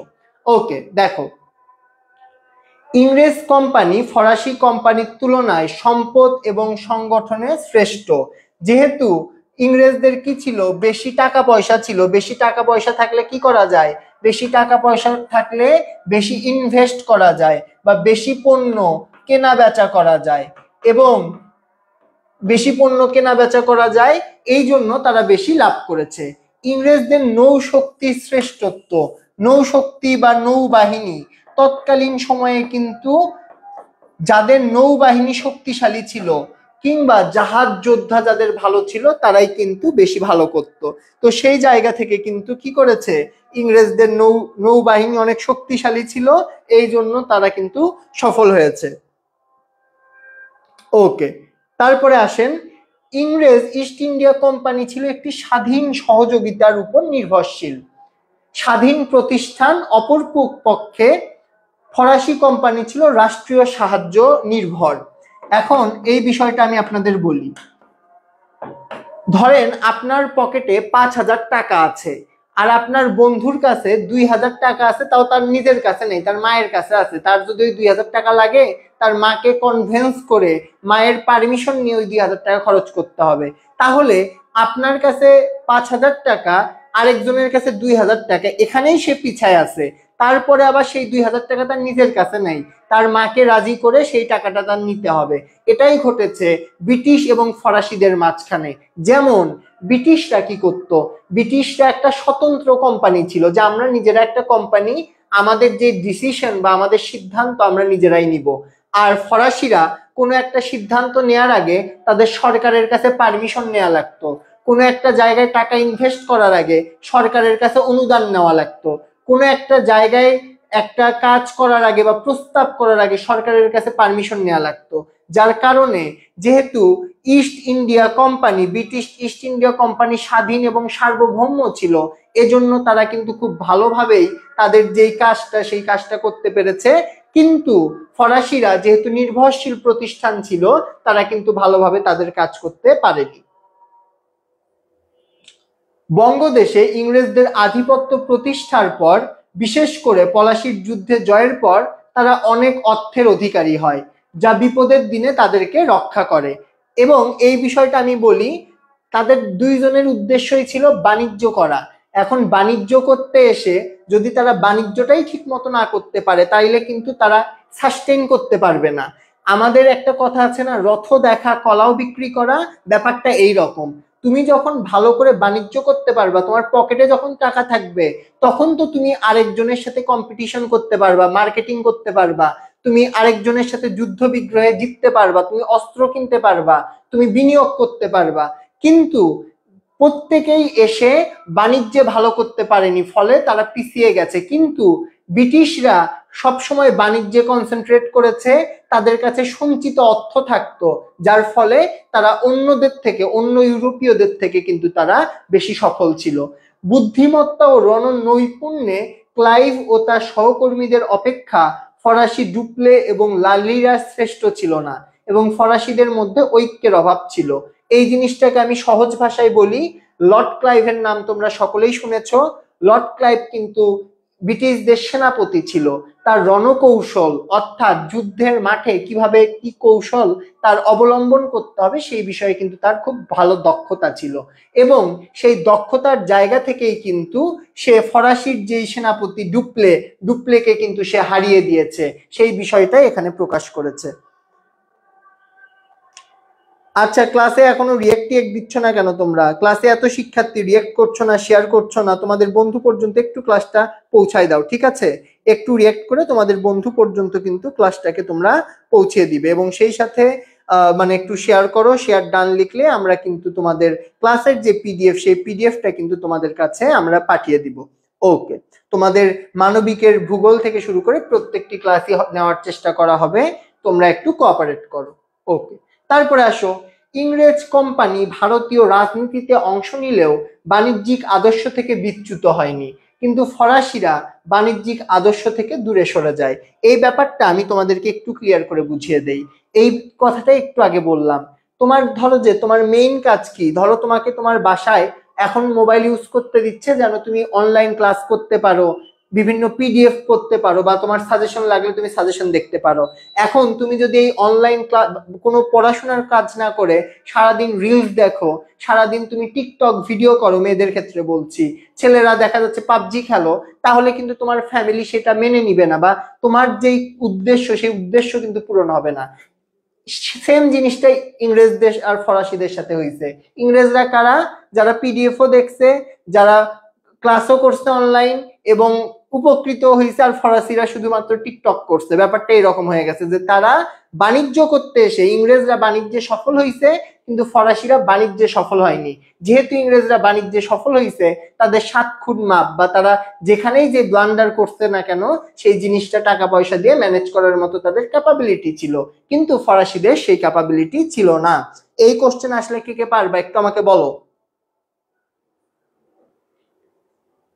যারা যারা ক্লাস শেয়ার করেছেন প্রত্যেকেই পিডিএফ পেয়ে যাবেন, কোনো সমস্যা নেই, পিডিএফ দেই যারা যারা ক্লাস শেয়ার করে তাদের সবাইকেই। ওকে, এই পর্যন্ত কারো কোনো কনফিউশন আছে কিনা একটু আমাকে বলতে হবে। এই পর্যন্ত কারো কোনো কনফিউশন আছে কিনা একটু আমাকে বলতে হবে।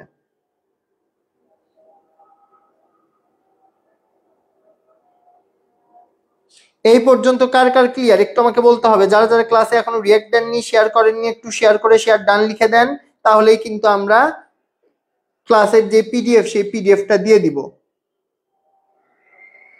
এবার আসেন আমরা একটু পলাশির যুদ্ধ নিয়ে কথাবার্তা বলি।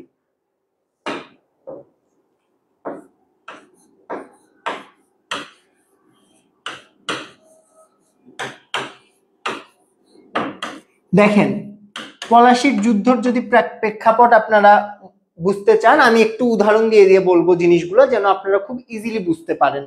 নবাব আলীবর্দী খায়ের 3 জন মেয়ে ছিল। কয়জন মেয়ে ছিল? 3 জন মেয়ে।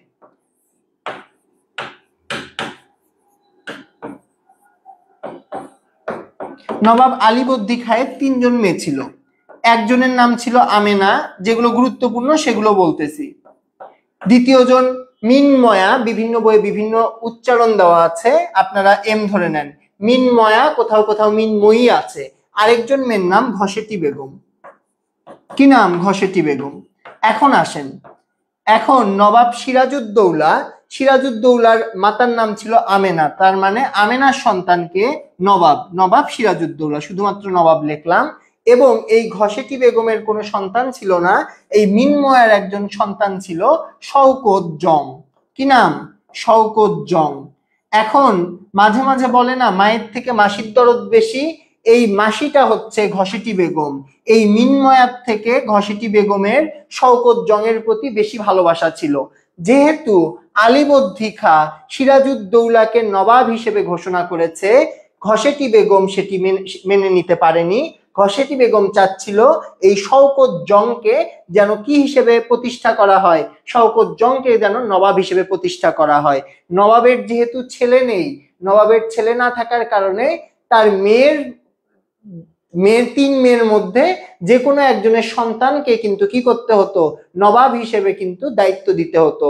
তো তিনি কাকে দিয়েছেন, সিরাজউদ্দৌলাকে, যার ফলে বাকি যে দুই বোন, সেই দুই বোন কিন্তু মনক্ষুণ্ণ হয়েছেন এবং শওকত জংকে সিংহাসনে বসানোর জন্য কিন্তু তারা বিভিন্ন সময়ে কি করেছে, বিভিন্ন প্রকার ছলনার আশ্রয় নিয়েছে এবং যেটাকে আমরা বলি যে তার যেই নিজের আত্মীয় স্বজন ছিল তারা কিন্তু তার বিরুদ্ধচারণ করেছে, কারণ তারা ভেবেছে নবাব সিরাজউদ্দৌলা যদি সরে যায় তাহলেই তো শওকত জং কি হয়ে যাবে, রাজা হয়ে যাবে। এটা একটা দিক। পলাশীর যুদ্ধ কেন হয়েছে সেই প্রেক্ষাপটটা আমি আপনাদেরকে বুঝাচ্ছি। ওকে, তারপরে আসেন সেকেন্ড বিষয়। এটা ক্লিয়ারলি আমি বুঝাইতে পারছি? এটা ক্লিয়ার? মিশাই দিব? একটু বলেন তো ক্লিয়ার কিনা, একটু বলেন তো ক্লিয়ার?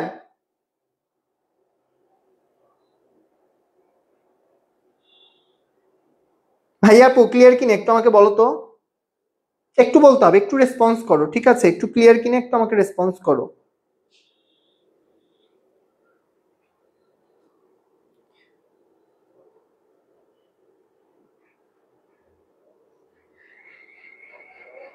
আচ্ছা, তারপরে আসো। তো এই ঘটনার কারণে সিরাজউদ্দৌলার উপরে কে খেপা, ঘসেটি বেগম খেপা। এরপরে আসো ইংরেজদের সাথে, ইংরেজ ভার্সেস নবাব। এই যে প্রত্যেকটা পয়েন্ট বলতেছি এগুলো প্রত্যেকটা তোমাদের সৃজনশীলের জন্য কত বেশি ইফেক্টিভ হবে সেটা তোমরা পরীক্ষার প্রশ্ন হাতে পাওয়ার 30 সেকেন্ড আগ পর্যন্ত বুঝতেছো না, ঠিক আছে? যখন পরীক্ষার হলে তোমরা এই জিনিসটা পাবা তখন কিন্তু তোমাদের জন্য এই বিষয়গুলা ইজি হয়ে যাবে। এখন দেখো, নবাব সিরাজউদ্দৌলা যখন খুব অল্প বয়সে সিংহাসনে বসলো, ইংরেজরা তখন মনে করলো যে আমাদের তো তাহলে নবাব সিরাজউদ্দৌলাকে এত বেশি প্রায়োরিটি দেওয়া বা গুরুত্ব দেওয়ার কিছু নেই। তখন তারা মনে মনে যে জিনিসটা চিন্তা করলো, ইংরেজদের ব্যবসা বাণিজ্য করার জন্য কর, শুল্ক, এই বিষয়গুলো কোনোভাবে মাপ পাওয়া যায় কিনা বা কোনোভাবে ইগনোর করা যায় কিনা, এবং এই চিন্তা ভাবনায় তাদেরকে সাহায্য করলো বণিক গোষ্ঠী। বণিক গোষ্ঠী মানে যারা বাণিজ্য করে, প্লাস ঘসেটি বেগম, ঘসেটি বেগম প্লাস নবাবের সেনাপতি মীর জাফর।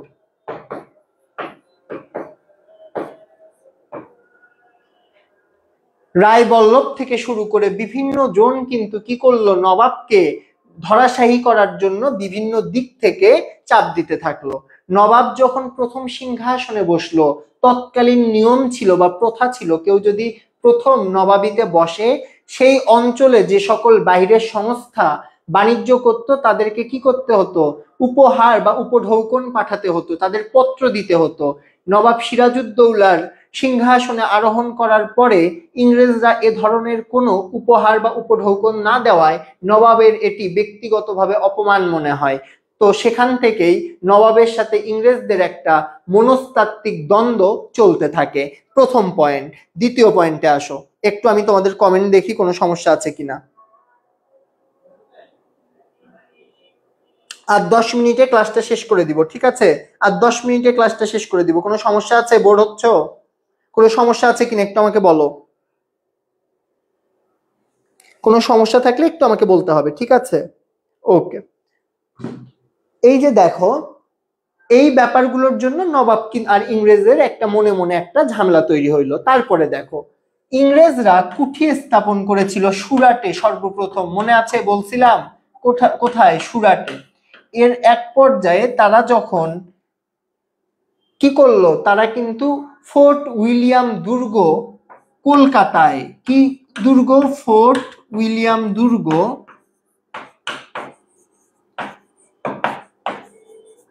ফোর্ট উইলিয়াম দুর্গ যখন কলকাতায় নির্মাণ করলো তখন কিন্তু নবাব দেখতে পেল যে নবাব কলকাতা থেকে তার কন্ট্রোল হারিয়ে ফেলছে।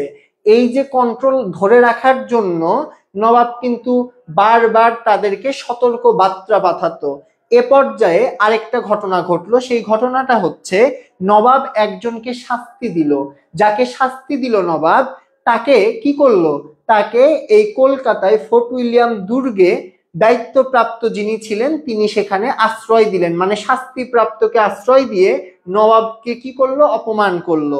যার ফলে নবাব ফোর্ট উইলিয়াম দুর্গকে 50,000 সৈন্য নিয়ে, কতজন, 50,000 সৈন্য নিয়ে ফোর্ট উইলিয়াম দুর্গ কি করলো, আক্রমণ করলো। এরপরে ফোর্ট উইলিয়াম দুর্গ আক্রমণ করার পর কিন্তু যারা সেখানে ছিলেন তারা কি করলো, নৌকা দিয়ে পালিয়ে গেল, অর্ধেক কিছু সংখ্যক আটক হলো। এই আটক হওয়ার পরে তারা একটা মিথ্যা একটা গল্প সাজালো, সেই গল্পটার নাম কি, অন্ধকূপ হত্যাকাণ্ড। একটু লিখে নাও, এটা তোমাদের খ নাম্বারে অবশ্যই অবশ্যই আসবে। অন্ধকূপ হত্যাকাণ্ড কি, অন্ধকূপ হত্যাকাণ্ড কি, অন্ধকূপ হত্যাকাণ্ড কি, একটু লিখে নাও।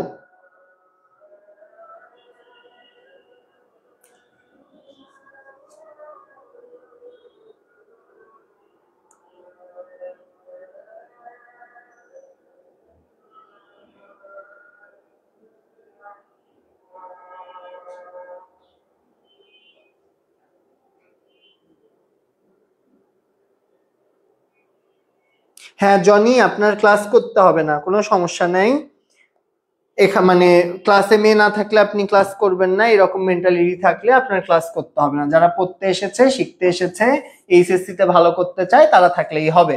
ওকে, তারপরে আসেন অন্ধকূপ হত্যাকাণ্ড কি। এই যে নবাব 50,000 সৈন্য নিয়ে তাদের ফোর্ট উইলিয়াম দুর্গ চারদিক থেকে ঘিরে ফেললো এবং ফোর্ট উইলিয়াম দুর্গতে আক্রমণ করা শুরু করলো, তখন কিন্তু নবাব অনেকে পালিয়ে গেছে আর অনেককে মানে কি করেছে, বন্দী করেছে। কিন্তু তৎকালীন সময়ে ফোর্ট উইলিয়াম দুর্গ থেকে একটা অভিযোগ করা হলো, বা ইংরেজরা একটা অভিযোগ করে একটা পত্র ইংল্যান্ডে পাঠালো যে নবাব কি করেছে, অন্ধকার ঘরে অনেকজনকে, অনেক ইংরেজকে মেরে ফেলেছে নির্দয়ভাবে। এই যে গুজবটা ছড়ানো হলো, এই গুজবটাকেই বলা হয় অন্ধকূপের হত্যাকাণ্ড। ঠিক আছে, তো এর ফলে যেই ব্রিটিশরা নবাবের প্রতি ক্ষিপ্ত হয়ে গেল যে আমাদের এতজন মানুষকে মেরে ফেলা হলো। তো এই যে নবাবের প্রতি ব্রিটিশরা ক্ষিপ্ত হয়ে গেল, এরপরে কিন্তু ব্রিটিশরা অনেকগুলো কি পাঠালো, সৈন্য সামন্ত পাঠালো। এই যে চলমান থাকলো এবং নবাব যেহেতু তাদেরকে ফোর্ট উইলিয়াম দুর্গ থেকে তাড়িয়ে দিল, ফোর্ট উইলিয়াম দুর্গ থেকে তাদেরকে তাড়িয়ে দিল এবং কলকাতার নাম পরিবর্তন করে, তার দাদার নাম কি ছিল, আলীবর্দী খাঁ, এই জন্য তার কলকাতার নাম পরিবর্তন করে নাম দিয়ে আসলো আলীগড়। ঠিক আছে, কলকাতার নাম পরিবর্তন করে আলীগড় দিল। এর পরবর্তীতে বিভিন্ন সময় ছোট বড় বিভিন্ন ইস্যুতে রাজার সাথে ইংরেজদের যে দ্বন্দ্ব, এই দ্বন্দ্ব চলমান ছিল এবং আমরা বইয়ে বারবার পড়ি রাজা ম্যাচিউর না হওয়ার কারণে এই ষড়যন্ত্রগুলো ধরতে পারেনি। কিন্তু ব্যাপারটা কিন্তু এমন না, রাজা কিন্তু ষড়যন্ত্র ধরতে পেরেছিলেন এবং রাজার যে সেনাপতি ছিল মীর জাফর আলী খাঁকে রাজা ডেকে এনে কোরআন শরীফের শপথ করে নিয়েছিলেন তিনি যেন আর রাজার সাথে কি না করে, প্রতারণা না করে। আপনারা যারা সিরাজউদ্দৌলা উপন্যাস বাংলায় পড়ে এসেছেন তারা এই বিষয়টা সবাই জানেন। তারপরেও কিন্তু নবাব সিরাজউদ্দৌলার সাথে কিন্তু মীর জাফর কি করে, প্রতারণা করে এবং রাজা কিন্তু যুদ্ধটা জিতেই যাচ্ছিল। এরকম পর্যায়ে রাজার সেনাপতি যুদ্ধটাকে স্থগিত করে সেনাবাহিনীকে বিশ্রাম নেয়ার পরামর্শ দেয় এবং বিশ্রামরত সেনাবাহিনীর উপরে ইংরেজরা এসে হামলা করে, যার ফলে রাজা কিন্তু একটা জেতা যুদ্ধ শুধুমাত্র সেনাপতির কারণে পরাজিত হয়। এর পরবর্তীতে মীর জাফরকে কিন্তু 2 দফা কি করা হয়, সিংহাসনে বসানো হয়। মীর জাফরের জামাতা বা জামাই মীর কাসেমকেও সিংহাসনে বসানো হয়। কিন্তু মীর কাসেম কি ছিল, স্বাধীন চেতা। মীর কাসেম কি ছিল, স্বাধীন চেতা। তিনি কি ছিল, মানে নিজের যে সকল চিন্তা ভাবনা সেগুলো নিজেই করত, নিজে কারো নিয়ন্ত্রণে ছিল না। এ কারণে ইংরেজদের সাথে 2 বার তার যুদ্ধ হয়। এই যুদ্ধ কি নামে পরিচিত বলেন? বক্সার যুদ্ধের নাম শুনেছেন আপনারা? বক্সার যুদ্ধের নাম শুনেছেন কিনা একটু আমাকে বলেন। যারা পিডিএফ চাচ্ছেন তারা ক্লাসটা শেয়ার করেন, অটোমেটিক পিডিএফ পেয়ে যাবেন। যারা পিডিএফ চাচ্ছেন শুধুমাত্র ক্লাসটা শেয়ার করলেই পিডিএফ পেয়ে যাবেন ইনশাআল্লাহ।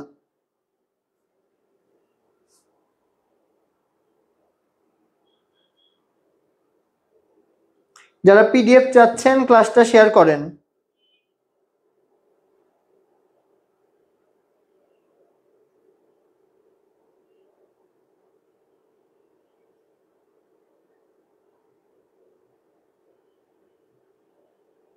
ওকে, আপনারা অনেকেই অনেক কোশ্চেন করেছেন, আমি একটু দেখছি।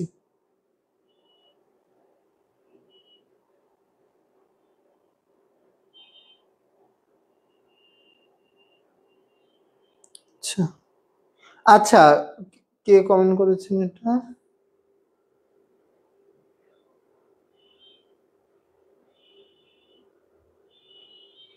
আচ্ছা দেখেন, যে বিষয়টি বলছিলাম, মীর কাসেম কি ছিল? মীর কাসেম স্বাধীন চেতা হওয়ার কারণে দুইবার কিন্তু তার সাথে ইংরেজদের যুদ্ধ হয়। যে যুদ্ধ কি নামে পরিচিত? যে যুদ্ধ বক্সারের যুদ্ধ নামে পরিচিত, ঠিক আছে? এই বক্সারের যুদ্ধ দুইবার সংগঠিত হয়। নবাব মানে তৎকালীন যে নবাব ছিল, মানে যাকে ইংরেজরাই বসিয়েছিল, মীর কাসেম, এই মীর কাসেমের সাথে ব্রিটিশদের যুদ্ধ কোথায় হয়? বক্সার নামক স্থানে হয় বলে এটার নাম বক্সারের যুদ্ধ, সাথে ব্রিটিশদের যুদ্ধ। এই যুদ্ধে ইংরেজরা কি হয়? জয়লাভ করে, যার ফলে কি হয়? ইংরেজদের প্রভাব প্রতিপত্তি অনেকাংশে বেড়ে যায়। হ্যাঁ, আপনাদের টপ এমসিকিউ সাজেশন দিব, এমসিকিউ ক্লাস করাবো, এগুলো নিয়ে আপনাদের এত টেনশন করতে হবে না, ঠিক আছে? ওকে।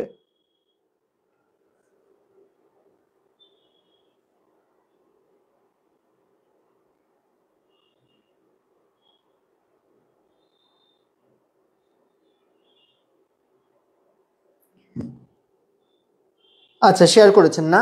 এবং দেখেন, মীর জাফর রাজা থাকাকালীন সময়ে তিনি কি করেন? যে সকল সম্পদ ছিল বাংলার কোষাগারে সেগুলো একেবারে শূন্য করে ফেলেন। সুতরাং মীর কাসেমের নতুন করে যুদ্ধে জয়লাভের জন্য যে সকল প্রয়োজনীয় অর্থের প্রয়োজন ছিল সেগুলো কিন্তু দিতে পারেনি। এবং মীর কাসেম যেই চালাকিটা করেছিলেন, তিনি কিন্তু রাজা সুজাদৌলা কোথাও সুজা কই গেল, হ্যাঁ, রাজা সুজা, কোথাও সুজা দৌলা আছে, কোথায় সুজা উদ্দৌলা আছে, তার সাথে একটা মৈত্রী বা অ্যালায়েন্স গঠন করার মাধ্যমে কিন্তু কি করে? একটা মানে বন্ধন গঠন করে ইংরেজদের বিপক্ষে যুদ্ধ করার একটা প্রস্তুতি নেয়। কিন্তু পরিশেষে তিনি যখন হেরে যায়, তখন কিন্তু বাংলায় একেবারে ইংরেজদের যেই তাণ্ডব কিংবা তাদের যেই শোষণের যেই মাত্রা, সেটা কিন্তু অনেকাংশে বেড়ে যায়। তো আজকের এই ক্লাসে আমি আপনাদের এই টপিকের যতগুলো কন্টেন্টের জায়গা আছে, যে জায়গাগুলো থেকে আপনাদের প্রশ্ন আসতে পারে, সেগুলো নিয়ে কিন্তু কথা বললাম। এবং এমসিকিউ কই থেকে আসবে সেগুলোও কিন্তু আমি এখানে সাজিয়ে দিয়েছি। যদিও আমি কিন্তু এখানে তৃতীয় অধ্যায়ের থাকা অনেক কিছু আমি কিন্তু এখানে সাজিয়ে রেখেছি। এই জিনিসগুলো যারা পিডিএফ শেয়ার করেছেন তারা পেয়ে যাবেন, এবং আপনাদের এমসিকিউ এর সাজেশন দিয়ে দেওয়া হবে। ওকে, আজকের ক্লাস নিয়ে কারো যদি কোনো সমস্যা থাকে আমাকে জানাতে পারেন। কারো যদি আজকের ক্লাস নিয়ে কোনো প্রকার সমস্যা থাকে আমাকে কিন্তু জানাতে পারেন। আমরা একেবারে শেষ পর্যায়ে চলে এসেছি, একটু আমাকে জানান যে কারো এই বিষয়ে কোনো সমস্যা আছে কিনা। আপনাদের আমি কয়েকটা জিনিস একটু ইন্ডিকেট করে দেই, গুরুত্বপূর্ণ যেগুলো। 1700 সালে ইস্ট ইন্ডিয়া কোম্পানি কি করে? ফোর্ট উইলিয়াম দুর্গ নির্মাণ করে। তারপরে দেখেন 1757-তে পলাশির যুদ্ধে ইংরেজরা জয়লাভ করে। এই প্রত্যেকটা ইনফরমেশন আপনার এখানে প্রথম অধ্যায় প্লাস তৃতীয় অধ্যায়, আপনাদের ইতিহাস প্রথম পত্র, ইতিহাস হিস্টরি ফার্স্ট পেপারের কিন্তু একেবারে প্রথম এবং তৃতীয় কম্বাইন্ড করা আছে এখানে। লর্ড ক্লাইভ সরাসরি ইস্ট ইন্ডিয়া কোম্পানির শাসন ব্যবস্থা চালু করেন কবে? 1765 সালে। সুতরাং আপনারা যদি এটা ভালো করে পড়েন তাহলে কিন্তু মোটামুটি আপনাদের যত প্রকার সমস্যা আছে সেই সমস্যাগুলো আপনাদের সমাধান হয়ে যাবে। আর একটা গুরুত্বপূর্ণ এমসিকিউ নিয়ে আপনাদের সাথে কথা বলে আজকে শেষ করব। 1905 সালে কি হয়? বঙ্গভঙ্গ হয় এবং 1911 সালে বঙ্গভঙ্গ রদ হয়। এই দুইটা থেকে একটা কোশ্চেন আসবে। বঙ্গভঙ্গ রদ হয়। কোনো কোশ্চেন আছে আজকের ক্লাস নিয়ে আমাকে বলতে পারেন, আমরা একেবারে শেষ পর্যায়ে।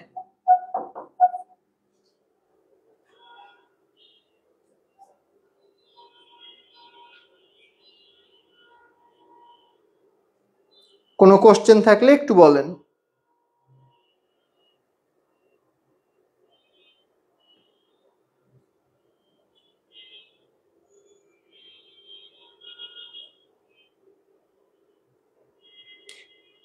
আচ্ছা, এবং আপনাদের যদি আমি একটু এই অধ্যায় থেকে কোন কোন অংশকে অত্যাধিক গুরুত্ব দিবেন সেটা যদি আমি বলি, আপনাদেরকে আমি একদম স্পেসিফিক করে বলে দেই। প্রথম অধ্যায়ের কোন কোন জিনিসগুলো আপনারা একটু অত্যাধিক গুরুত্ব দিয়ে পড়বেন। ইংরেজদের আধিপত্যের কারণ,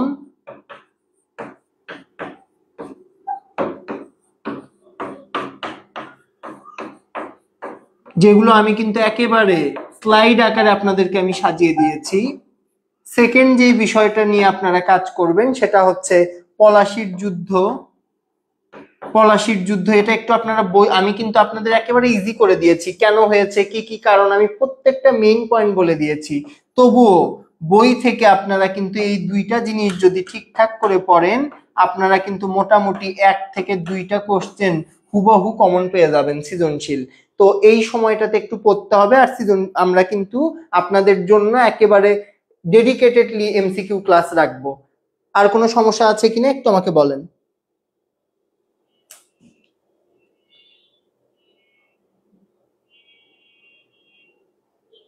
আচ্ছা, একটু আমি দেখি আপনাদের কোনো সমস্যা আছে কিনা।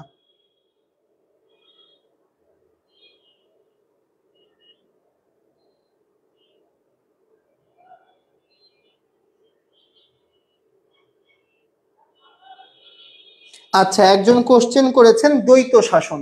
ওকে, ভেরি গুড। দেখেন,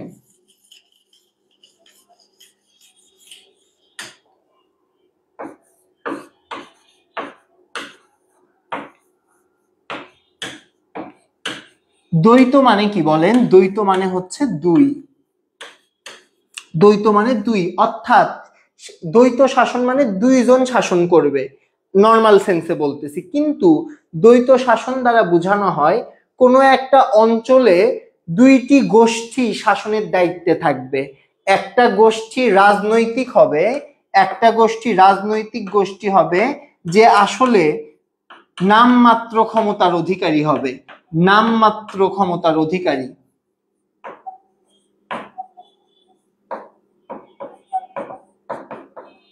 ওকে, শেষ সময় আপনাদের অনেক কমেন্ট আসতেছে দেখতে পাচ্ছি। এটা কোন বিষয়ের ক্লাস? আপনারা এখনো বুঝতেছেন না কোন বিষয়ের ক্লাস? একটা রাজনৈতিক কর্তৃপক্ষ হবে আর একটা সামরিক বা অর্থনৈতিক কর্তৃপক্ষ হবে।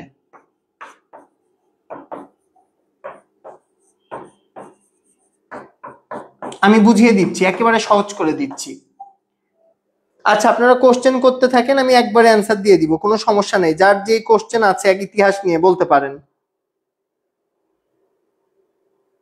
আচ্ছা দেখেন, যেটা বলছিলাম, দ্বৈত শাসনের ক্ষেত্রে কি হচ্ছে, একটা অঞ্চলের শাসন দুইটা ভাগে বিভক্ত হবে। একদল শাসক থাকবে যারা রাজনৈতিক শাসক, তারা খালি নামমাত্র শাসক, তাদের আসলে কোনো পাওয়ার নেই। কিন্তু মেইন শাসন করবে যারা সামরিক কিংবা অর্থনৈতিকভাবে লাভবান হবে, তাদের কাছ থেকে সামরিকভাবে এবং অর্থনৈতিকভাবে লাভবান হবে। এই যে একই জনগোষ্ঠীকে দুই ভাবে শাসন করার যে প্রক্রিয়া, তাকে আমরা কি বলতেছি? দ্বৈত শাসন বলতেছি। দ্বৈত শাসন বুঝছেন কিনা একটু আমাকে বলেন।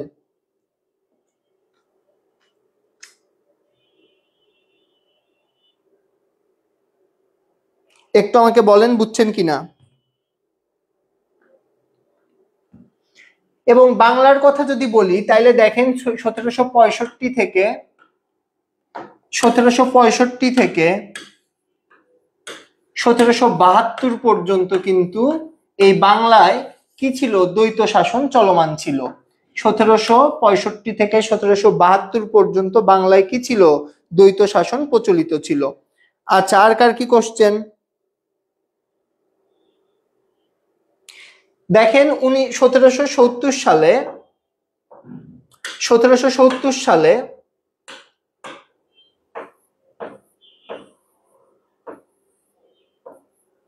ও সরি সরি, কি কোশ্চেন করছেন আরেকবার একটু দেখি।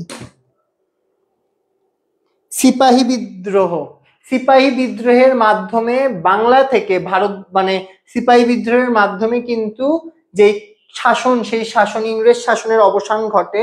এই সিপাহী বিদ্রোহেতে সিপাহীরা কিন্তু মানে তৎকালীন সময় একটা রিউমার ছড়ায় পড়ে যে একটা বারুদ ছিল, যে বারুদটি নিক্ষেপের আগে দাঁত দিয়ে খুলতে হতো। একেবারে ক্যাজুয়াল ভাষায় বলতেছি আপনাদেরকে। তো সেখানে মুসলিম ছিল এবং হিন্দু ছিল। সেখানে বলা হয় যে বারুদের যেই মাথার অংশটুকু ছিল বা অগ্রভাগ ছিল, সেই অগ্রভাগে দুইটি রিউমার ছড়িয়ে দেওয়া হয় যে মুসলমানদের জন্য নিষিদ্ধ হচ্ছে শূকর এবং হিন্দুদের জন্য নিষিদ্ধ হচ্ছে গরু। এখন সেখানে বলা হতো শূকরের চর্বি এবং গরুর চর্বি ব্যবহার করা হয়, যার ফলে সিপাহীরা এই মানে দাঁত দিয়ে সেটি খোলাকে অস্বীকৃতি জানায়। এটা সিপাহী বিদ্রোহের অন্যতম একটা কারণ। ঠিক আছে, ওকে। তারপরে আপনারা কি কোশ্চেন করলেন, কোশ্চেন করেন, সমস্যা নাই।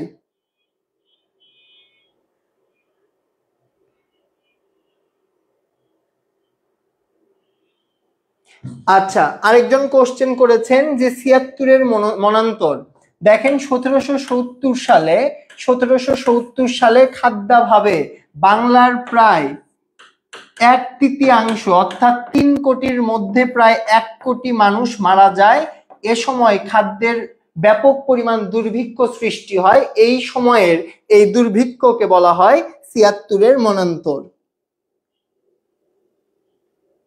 আচ্ছা, আনিশা বলেছেন কর এবং শুল্কর ব্যাপার। দেখেন, একটা রাষ্ট্রে অন্য একটা রাষ্ট্র থেকে এসে যখন কি করা হয়, বাণিজ্য করা হয়।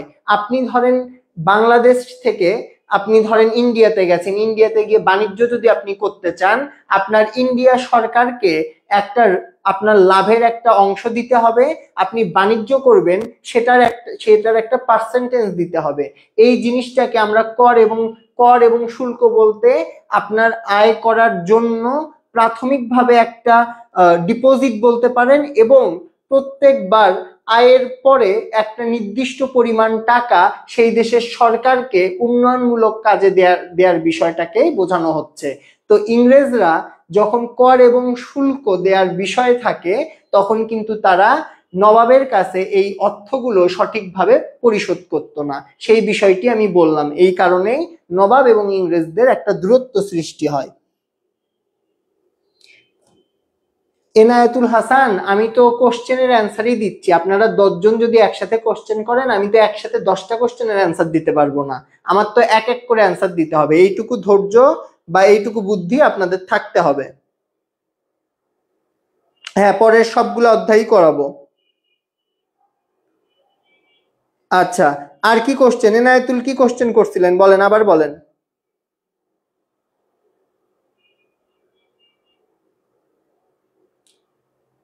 এনায়েতুলের তো কোনো কোশ্চেনই দেখতে পাচ্ছি না।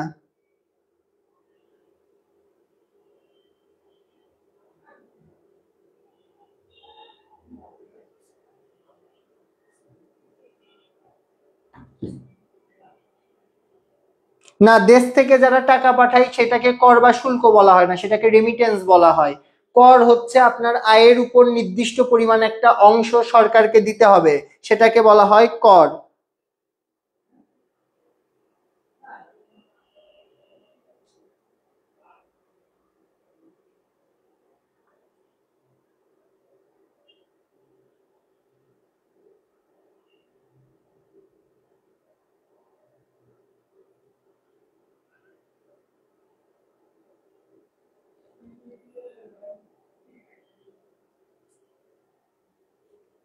আচ্ছা, কি অন্ধকূপ হত্যা?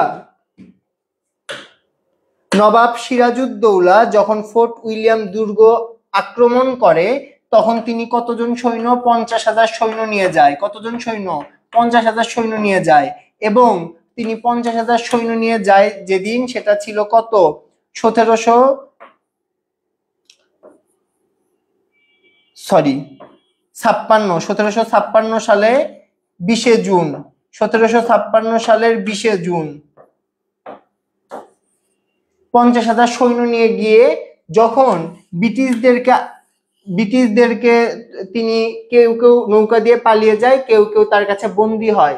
মোট 146 জন বিভিন্ন বই রেফারেন্সে বন্দী হয়। সেখানে একটা অভিযোগ করা হয় যে সেখানে কতজন, এই 146 জনের মধ্যে 123 জন অন্ধকার ছোট একটা ঘরে নিঃশ্বাস নিতে না পেরে বা দম বন্ধ হয়ে মারা যায়। এই যে একটা মর্মান্তিক ঘটনার অভিযোগ নবাবের বিরুদ্ধে আনা হয়, এটাকে কি বলা হয়? অন্ধকূপ হত্যাকাণ্ড।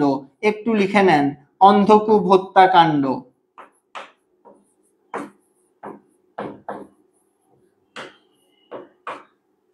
লেখা হলে একটু আমাকে বলতে হবে ভাইয়া আপুরা। হ্যাঁ, ক্লাস রেকর্ড থাকবে, ক্লাস রেকর্ড থাকবে।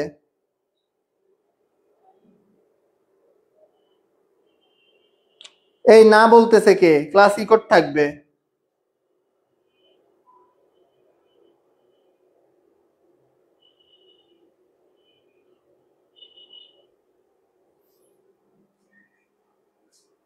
আচ্ছা, আর কি কোশ্চেন? আর কি কোশ্চেন বলেন, আর কার কি কোশ্চেন বলেন।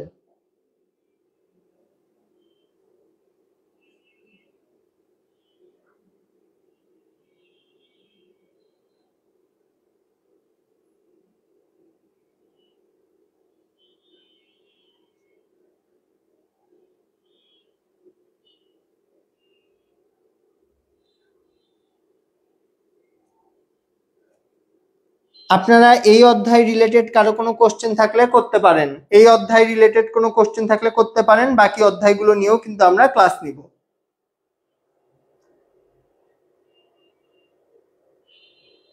আজকে কোন অধ্যায়ের ক্লাস? আজকে আমরা ইতিহাস প্রথম পত্র প্রথম অধ্যায় নিয়ে পড়লাম। কারো এই অধ্যায় নিয়ে কোনো কোশ্চেন না থাকলে আমরা শেষ করব।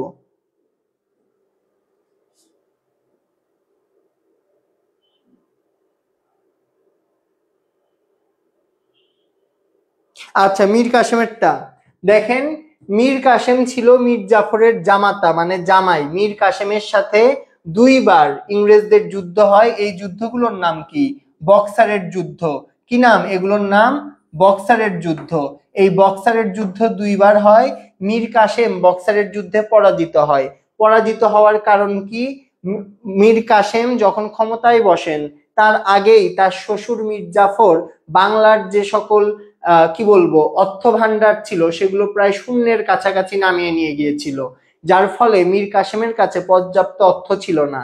তিনি আরেক নবাব সুজাউদ্দৌলার সাথে একসাথে চুক্তি করে ইংরেজদের বিরুদ্ধে যুদ্ধ পরিচালনা করলেও পরিশেষে তিনি পরাজিত হন, যার ফলে বক্সারের যুদ্ধে পরাজয়ের মধ্য দিয়ে বাংলায় একেবারে একচ্ছত্র যেই ক্ষমতা, সেই ক্ষমতাটা ইংরেজরা পেয়ে যায়। বঙ্গভঙ্গ রদ কি? দেখেন, যেই দুই বাংলা আছে সেই বাংলাকে ভাঙনের যে প্রচেষ্টা করা হয় সেটা 1905 সালে হয়, সেটাকে বলা হয় বঙ্গভঙ্গ। এই বাংলাকে যেন না ভাঙা হয় বা বাংলায় এই ধর্মীয় ভিত্তিতে যেন পৃথক না করা হয়, সেজন্য বিভিন্ন আন্দোলন গড়ে ওঠে। এই বঙ্গভঙ্গকে ক্যান্সেল করার জন্য যেই প্রজ্ঞাপন জারি হয় তাকে বলা হয় রদ। রদ মানে হচ্ছে বাতিল করা। রদ মানে কি? রদ মানে বাতিল করা। রদ মানে বাতিল করা। তাহলে বঙ্গভঙ্গ রদ মানে, বঙ্গ মানে বাংলা, ভঙ্গ মানে ভাঙা, এই বাংলাকে ভেঙে ফেলাকে, এই প্রস্তাবকে বাতিল করাকে বলা হয় বঙ্গভঙ্গ রদ, যেটি হয় 1911 সালে। ক্লিয়ার কিনা একটু বলতে হবে।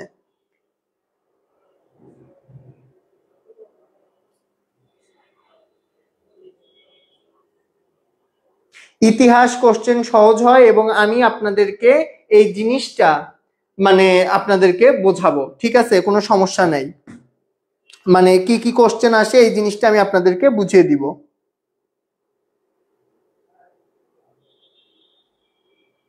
আচ্ছা, আপনারা দেখি অন্য সাবজেক্টের কোশ্চেনও করতেছেন। আচ্ছা, একজন অন্য সাবজেক্টের একটা কোশ্চেন করেছেন, দায়িত্বহীনতা এবং ক্ষমতাহীনতা কি? দায়িত্বহীনতা হচ্ছে আপনার কাছে ক্ষমতা আছে বা আপনার কাছে করার পাওয়ার আছে কিন্তু আপনি করছেন না, সেটা হচ্ছে দায়িত্বহীনতা। এটা আপনার করা দায়িত্ব কিন্তু আপনি ইচ্ছা করে করছেন না। আর ক্ষমতাহীনতা মানে হেল্পলেসনেস, মানে আপনার এটা করার ইচ্ছা আছে কিন্তু আপনি এটা করার মতো আপনার কাছে কি নাই, আপনার কাছে এটা করার মতো শক্তি, অধিকার কিংবা আপনার সেটা করার মানে যে ক্যাপাসিটি সেই ক্যাপাসিটি নেই, সেটাকে বলা হয় কি ক্ষমতাহীনতা। আশা করি বুঝতে পেরেছেন। আপনাদের যেটুকু সাময়িক কোশ্চেন ছিল সেগুলো আমি বোঝানোর চেষ্টা করেছি। ইনশাল্লাহ পরবর্তী কোনো ক্লাসে আপনাদের সাথে দেখা হবে। তার আগে শুধু বলে নিতে চাই, এই যে দেখেন এইচএসসি পরীক্ষা শেষ হওয়ার পর আপনাদের কিন্তু অ্যাডমিশন শুরু হবে। অ্যাডমিশনে যদি আপনারা ভালো করতে চান অবশ্যই অবশ্যই কিন্তু আপনাদের একটা প্রপার গাইডলাইনে আগাতে হবে। এবং আমরা পর প্ল্যাটফর্ম থেকে, আপনারা অলরেডি জানেন, আমরা কিন্তু অ্যানাউন্স করেছি ঢাকা ইউনিভার্সিটি সহ পাবলিক বিশ্ববিদ্যালয়ে যারা আপনারা চান্স পেতে চান, আমরা ডিইউ চ্যালেঞ্জ স্কোয়াডে আপনাদের কিন্তু এই যে যাত্রা, এই যাত্রা যেন সহজ থেকে সহজতর হয়, কমল থেকে কমলতর হয়, সেটার প্রচেষ্টা করব। তাই একেবারে আমাদের 50% ডিসকাউন্টে শুধুমাত্র 3000 টাকা এনরোল করতে আপনারা কিন্তু আমাদের ইনবক্সে যোগাযোগ করবেন। সকলকে অসংখ্য ধন্যবাদ জানিয়ে আজকের এই ক্লাসটা কিন্তু এখানেই শেষ করছি। আসসালামু আলাইকুম।